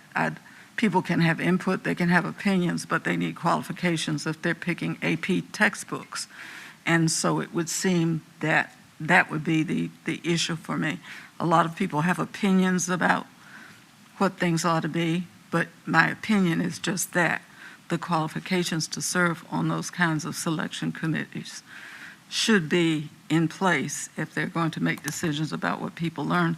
And all parents have different opinions and different approaches, so they're allowed to give their input, but that's all they're allowed to give is their opinion. So thank you, Mr. Waller, and that's all I wanted to add. Thank you so much, Board Member Brooks-Buck. going forward, before we entertain a motion to approve this, we don't have any additional questions for staff. But going forward, I just want, in the effort of being transparent, and to be transparent as to how I operate, I believe in having our staff speak to fact and then compare that with our legal stance to make sure we're all on the same page. Because our staff is responsible for the day-to-day implementations of whatever policies we put out there. They're the one that actually have to do the work. And our legal consultant, our attorney, is the one who makes sure that we don't put ourselves in some hot water. So we want to take time and due diligence to make sure that we are covering all of our bases. We satisfied the question of Board Member Slingluff. I believe you have a better understanding of why the process is the way it is now. This is a learning curve for everyone. So at this time, I will entertain a motion to approve the 2022-2023 electives and AP textbook adoption committee. So moved. Is there a second? Second. The motion has been made by Vice Chair Howell and second by Board Member Jenkins. At this time, is there any questions, comments regarding the motion? There being none, Madam Clerk. Board members, please vote. Motion passed. At this time, we are at our public speaker on non-agenda topics. We're going to have our disclosure statement read by our clerk, and then our first speaker and only speaker will be Mr. Travis McKinney, and he will be speaking on the subject matter, how to spend $27 million revisited. Madam Clerk.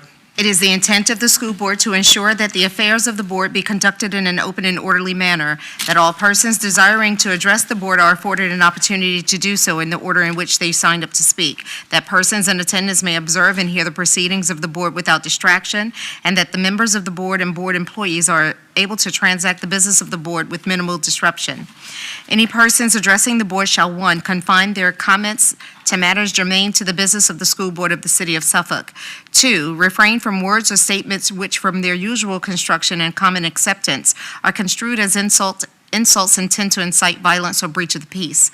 3, refrain from obscenity, vulgarity, or other breach of respect. 4, comply with the time limit for public comment as set by the board, which can be up to 5 minutes, unless the board, through the exercise of its discretion, decides to allow less than 5 minutes for public comment. 5, refrain from cumulative or repetitive remarks. And 6, refrain from making any comment regarding any pending student discipline or employee grievance matter. The appropriate forum for such matters is the applicable administrative hearing provided by state law or, where appropriate, court proceedings. Expressive activities including but not limited to petitioning, picketing, displaying signs or posters, solicitation, demonstrating, pamphlet distribution, and conducting polls shall not be permitted in any meeting area where the school board is meeting, the waiting areas and corridors adjacent thereto. Persons addressing the board may deliver to the board or its clerk written materials including reports, statements, exhibits, letters, or signed petitions, and may also make use of any chart or graph during their verbal presentation. The school board welcomes comments from the public as appropriate. Board members will listen to public comment but will not comment, deliberate, or take action on them. The school board chair may direct the superintendent to investigate items and report back to the school board at a subsequent meeting. The chair or other presiding officer shall preserve decorum and shall decide all questions of public order subject to appeal to the board. At the request of the chair, a city police officer shall act as sergeant-at-arms at tonight's board meeting. That officer shall, under the direction of the chair or presiding officer, have charge of the meeting area, the waiting areas, and corridors adjacent thereto, and shall prevent disorder or interruption of the business of the board. Please state your name and address before speaking. Good evening, Glenn McKinney, 2804 Lake Cahoon Point. Here we are again. Last time I showed up here, about you, a young man, for the purpose of trying to convince the administration to set aside about $5 million for a college tutor education program. I think I came across something like that already. But I wanted to sit there and reemphasize this. We got all kinds of colleges around us. We have all kinds of students out there that you could hire, bring on, and be on-hands tutors to the children. that you have underemployed in an effort to bring them back up to where they should be. So that's one of the first ideas. Second idea, I think you got something similar already in place, but I'm going to throw this out there. $27 million, you can set aside money. Then you have all these long-range substitute teachers, all these teacher wannabes that are lacking certifications. Sponsor a full tuition. Don't give them half tuitions or whatever under the cohort of whatever this program is. Sponsor a full tuition, pay them for the time that they're going to college, and then lock them into a contract. That shows value in the teacher, that shows a long-range planning, that shows a way to retain the teachers for the long run. You'll build experience, and everybody will see that you're serious. Up the game for your teachers. Go out and compete for the teachers, use the money for that. Last year sometime, the administrators at various points said you can't use the money for hiring teachers or for bonuses and stuff like that. I provided everybody a FAQ sheet from 2 different sources, the Department of Education. That's not a true statement. You absolutely can use the money to hire teachers and professional development.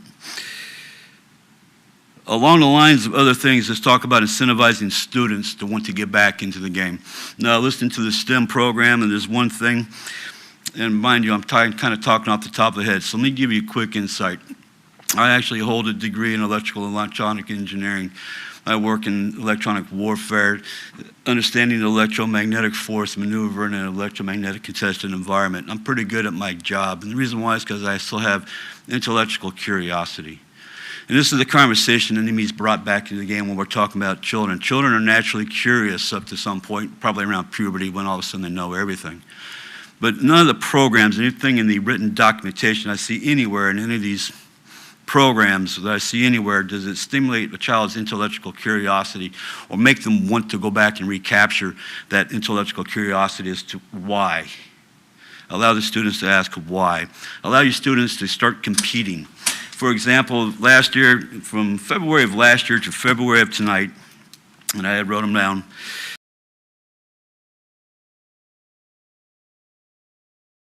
field trips for sports. You had 2 field trips for cheerleaders, 2 field trips for band, 3 field trips for 12th graders up to Virginia Tech. But I didn't see any field trips for history. I didn't see any field trips for your STEM or your CTE program. If they're happening, they're not listed under approved field trips. You have 1 debate club in Lakeland High School. Well, all your high schools should have debate clubs and sponsor debates intramural between them. You have no math clubs that I come across. Stimulate math clubs. You want to stimulate STEM programs, you got to stimulate the base for those programs, and you have to encourage children to get back into this type of game. Incentivize your students, offer cash prizes, have essay contests, literary contests, have poetry contests, have the children involved in writing, hands-on writing. It's proven through multiple studies that actual handwriting engages the brain and helps the children retain more information. Instead of these Chromebooks and this technology that everybody wants to jump onto, get the children to start handwriting again. Have math competitions, have them inside with the students, between the schools. Inspire competition among students. Kids love to compete, kids love to win. In the whole process, you'll stimulate that intellectual curiosity that helps drive people and helps people keep asking why. Our technology evolves because people continuously ask why. How can I do something better? If you want to capture the children, you want to bring them back to the standards, capture their intellectual curiosity, make it worth their while to put forth the effort. All the rest of this stuff, $27 million, that's where that type of money should be focused. I will go ahead and end my time for the night. You all have a good one. Thank you, Mr. McKinney, for taking time out and coming out and speaking to us on tonight. I would like to take this moment to provide a little context as it relates to the policy and procedure of Suffolk Public Schools. And it's okay, we are all learning and it's a learning curve. And except you are in the day-to-day business of the school system, you may not understand it, you may not know. The reason why you see policies field trip permissions coming before the board is because it's our policy that any overnight field trips have to be approved by the board. The day-to-day field trips or the field trips that take place during the course of the school day, it doesn't have to come to the board. So it's not that those trips are not happening. Our policy is worded in the sense that they don't have to come to the board. As it relates to our finance report, I want to commend Ms. Forsman and Dr. Gordon and their team for providing context. We asked for what we got on paper. We asked for a category finance report to detail which category was spending the money, who was the vendor, what was the category of the reason for the purchase, the amount, and the date. That's what we asked for. Ms. Forsman and her staff went on above and beyond to deliver that, being short-staffed. And I'm grateful for the people we have working with us within SPS, because I believe that we are all trying to reach success. We may have different ideals on how to get there, but as long as we are willing to come and have a fruitful conversation and a mutual conversation while being respectful, I believe we can take the good that you may have, the good that you may have, the good that they may have, the good that I may have, and we can put this stuff together and have great success. You see it tonight. If our school division was not moving in the right direction, we wouldn't be tapped to pilot such a great opportunity. You also saw it tonight, that our students are not just one-dimensional where they are textbooks alone. Our students are actually learning things in addition to textbooks, such as the music and the arts. We are the beacon of hope for other school divisions, and I know that may be a meme later on tonight, but other school divisions are looking to Suffolk to see what can they glean from our division. We have been tried in the fire. Oh, no, it's not Sunday morning. Let me bring it back. We have been tried in the fire. We have been through.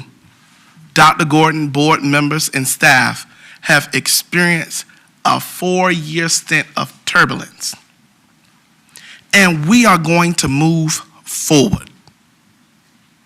What does that forward look like? That determines on how we decide to work with one another. If we are willing to set aside personal differences, personal opinions, and the isms, we could do some great things for the 14,000 plus students we have in our school division and truly be a premier division in the world. But I challenge each and every one of you to come to the table ready to work. We identify the problem. Now let's put some solutions in place. I still am asking for any community stakeholder who is interested and volunteer to tutor in any community service platform to help our students, those who may have need, please reach out. The doors are open at our schools to volunteer now, pending background checks. So let's work together, okay? At this time, our next item on our agenda is comments and reports by board members. Board members, in an effort to move in a timely and efficient manner, each board member is being given 2 minutes to make your comments. The timer is set. I will notify you by raising of my hand, like this, when you have 30 seconds left. When you hit 000, I'm going to ask you to stop. I ask that you be respectful and model the way for those 14,000 students and staff who are watching us. And we're going to have at it. At this time, Board Member Barham, you'll be our first board member comment. Thank you, Mr. Riddick, Chair Riddick. Couple of things. I'll try to use my time sparingly. I want to thank Ms. Ford, who was the choral director at Kennedy, for that outstanding performance.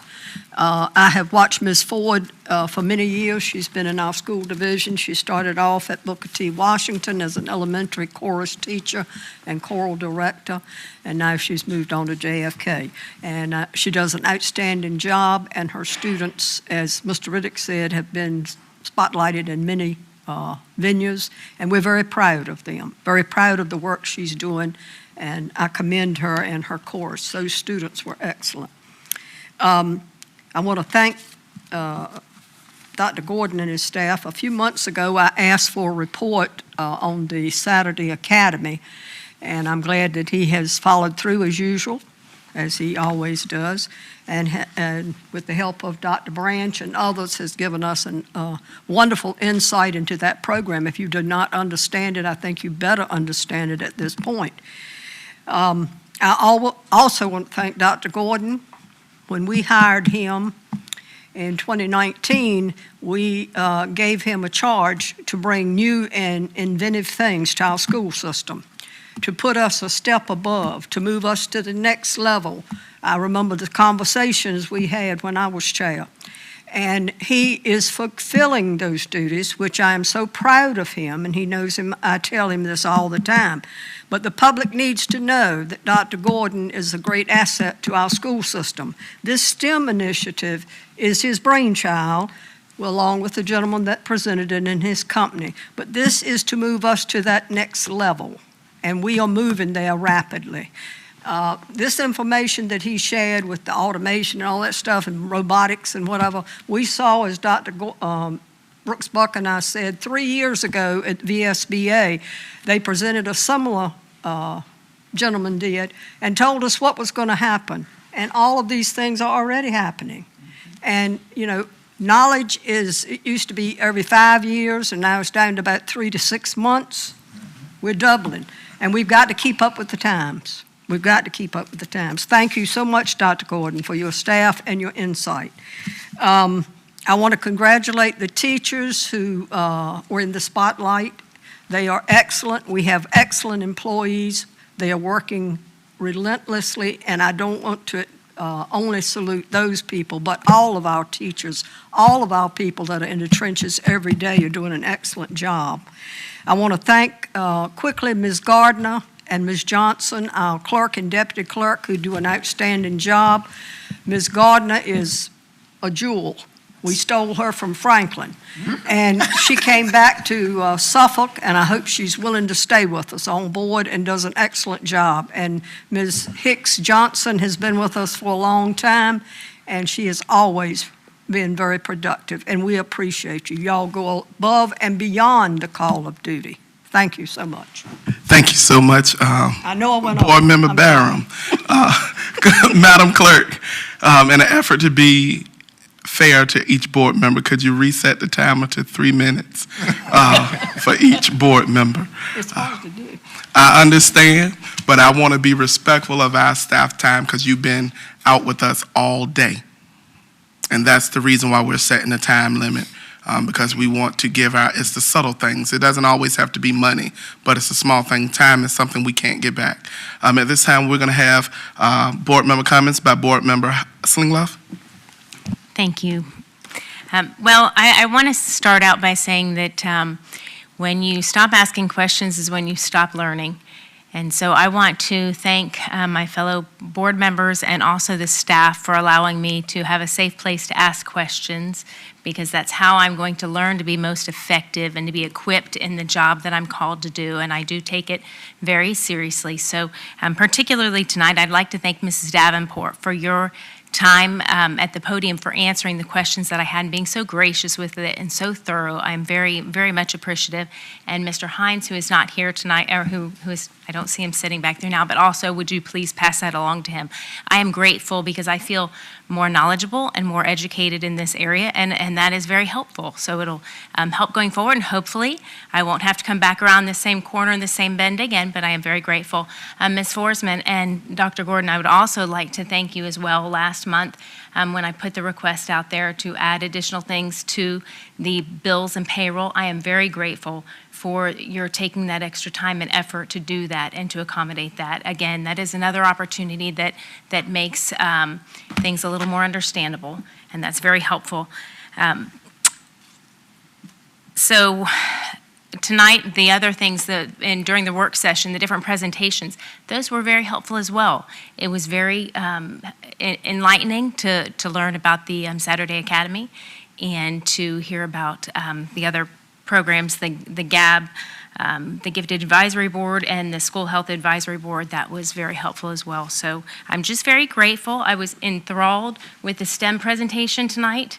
my mind is expanded, and I'm eager to see where it takes us, and even thinking in mind with my own kids. It's inspiring. So thank you for the time that you put into that and enlightening us tonight. So I'm very grateful. Thank you. Thank you so much, Board Member Slingluff. Appreciate you for all that you and Board Member Barham and the other board members are doing. At this time, we will have comments by Board Member Brooks Buck.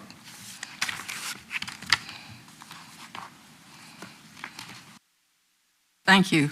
I'll say as much as I can say in 3 minutes. Let me see. Whatever she said, I say that too. That takes a few minutes. I would like to say this.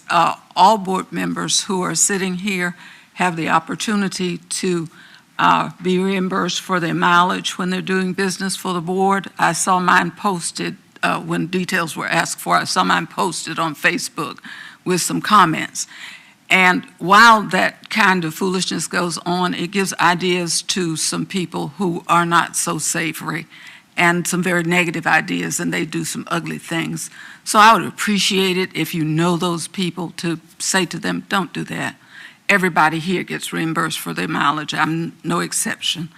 And that's not the purpose if you want clarity for what our money is being spent for. I do get a reimbursement for my mileage, and I promise you, it does not pay for gas in a Mercedes-Benz, okay? Now, I want to thank everybody for doing what they do. You do a great job, and as she indicated, in 3 minutes, I don't think, because I got 1 minute and 49 seconds, I went to Washington on behalf of the school board. I went to Richmond on behalf of the school board. I am very disappointed that $201 million went somewhere, and it puts us in a terrible position. But I'm hoping, I've heard of some initiatives that are moving forward, and I hope that we get that money back that we need, because the city doesn't feel they have it to give. And I understand that. I really do understand that. But I'm hoping that we can get that back so we can move ahead with our projects. I'm grateful to all of you for the time you spent, and I won't belabor any points. Thank you. Thank you, Board Member Brooks Buck. At this time, we will have board comments by Board Member Jenkins. Thank you. I just want to say greetings to everyone who's here and watching online. Thank you, Dr. Gordon, and to your team for always showing us what excellence looks like, and during your presentation, what excellence sounds like. You always do a wonderful job.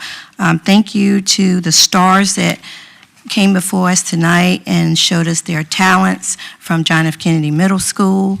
A shout out to the principal, Janet Wright Davis at Nansemond Parkway, and her staff for putting on an amazing family night that I attended on Tuesday. We had a wonderful time.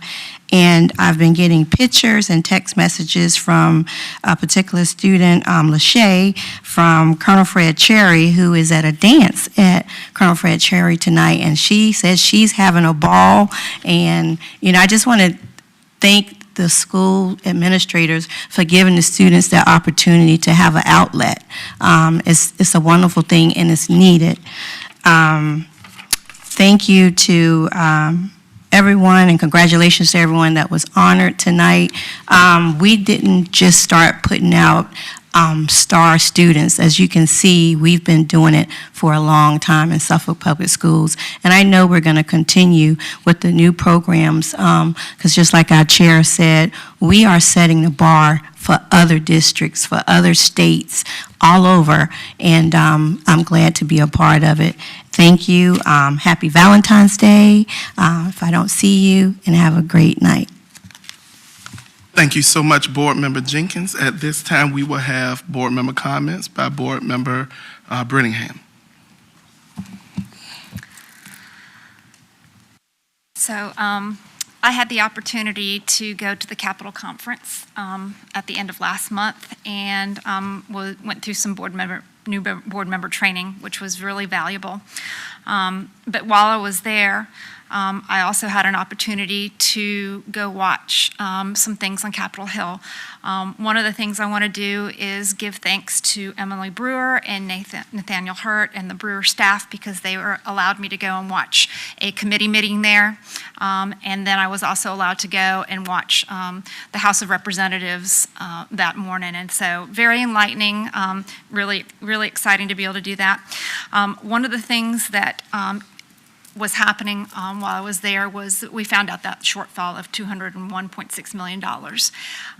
But I have some good news because I heard from, there was an announcement from the General Assembly through Delegate Barry Knight, and he has stated that Governor Youngkins is introducing a House Bill 1400, which is going to include an additional $204 million in sales tax for the education for this fiscal year, and then another $175.3 million for fiscal year 2024.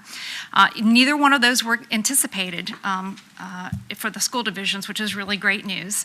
And between these two taxes, anticipate that there will be a $93.6 million net increase for the school divisions, which more than offsets that $2.1 million error that happened, and that was the calculation error that came out of the Department of Education. And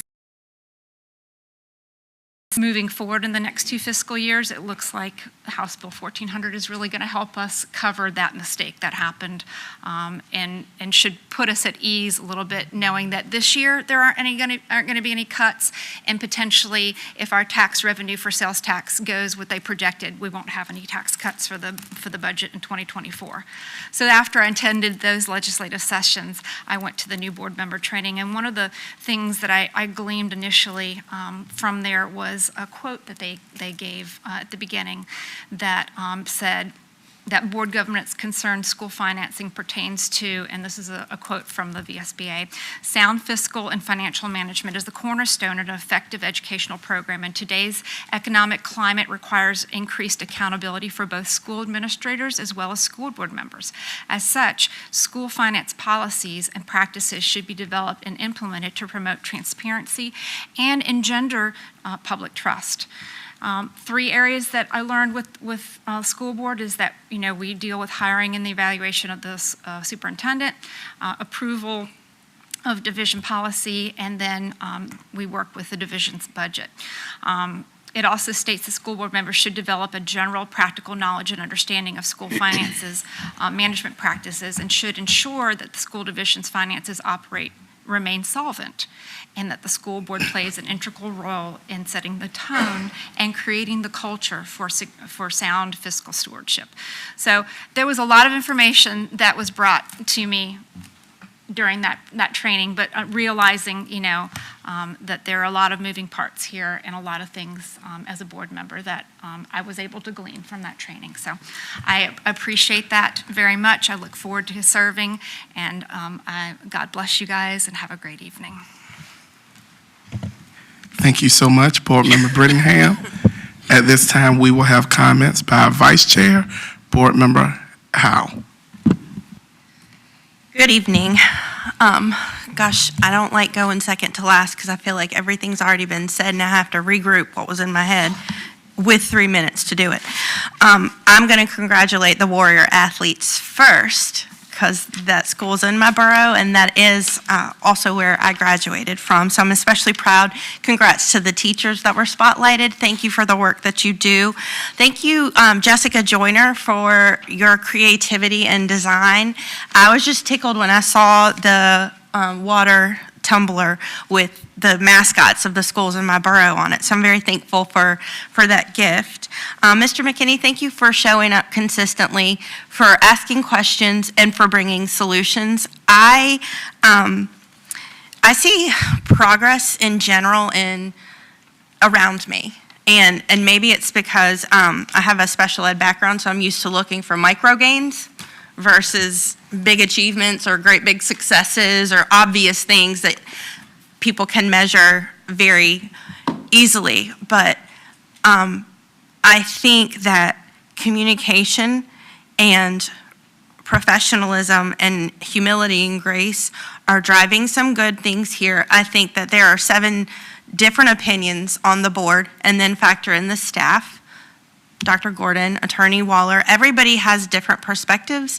Everybody has different gifts. Everybody has a different story.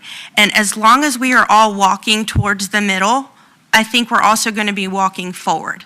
When we freeze in our place and we refuse to ask and understand and learn and grow, we halt the growth of everyone. And so I'm encouraged that conversations happen that may have been hard or avoided or not so pleasant in the past. And I look forward to what these meetings are going to look like a year from now. I have complete faith that God is doing a good thing up here, and I am excited to be part of it, and I invite you in the community to join us by asking questions to understand. There's a vast difference between fact and opinion, and there's a vast difference between asking questions to understand and asking questions to mock. And one of them produces growth, and one of them doesn't. So I would just encourage you, as you're out there trying to understand, and you are trying to gain information that in many cases you have a right to understand as taxpayers, think about why you're asking it. And if it doesn't come across necessarily as productive and helpful, maybe just a simple change in your tone or your phrasing can extend the life of that conversation and make it really productive. Because we're all here for these kids. And these kids are watching us and how we behave with each other, not just up here, everywhere we are in the community and on the internet. And I would like to lead by example. I'm raising 2 kiddos that are one day going to make decisions about my retirement. And it's scary at the moment because they're only 13 and 15. But I realize I'm showing them how to make good decisions and hard ones and have hard conversations by doing it first. And so I just ask that of you. I'm not asking you to trust me with your life or take everything I say as the gospel, but I'm asking you to communicate with us and work with us and be truthful. Thank you so much, Vice Chair Howe. After all that has been said, there's nothing else to be said. The rest of the items on the agenda are informational items. I would entertain a motion to adjourn. Second. The motion has been made by Board Member Brooks Buck and second by Board Member Slinglove. Any questions, discussion? There being none, Madam Clerk. Board members, please vote. Motion passed. This meeting is hereby adjourned. You know what Mr. Skinner just sent me? My birthday stuff. His chapter.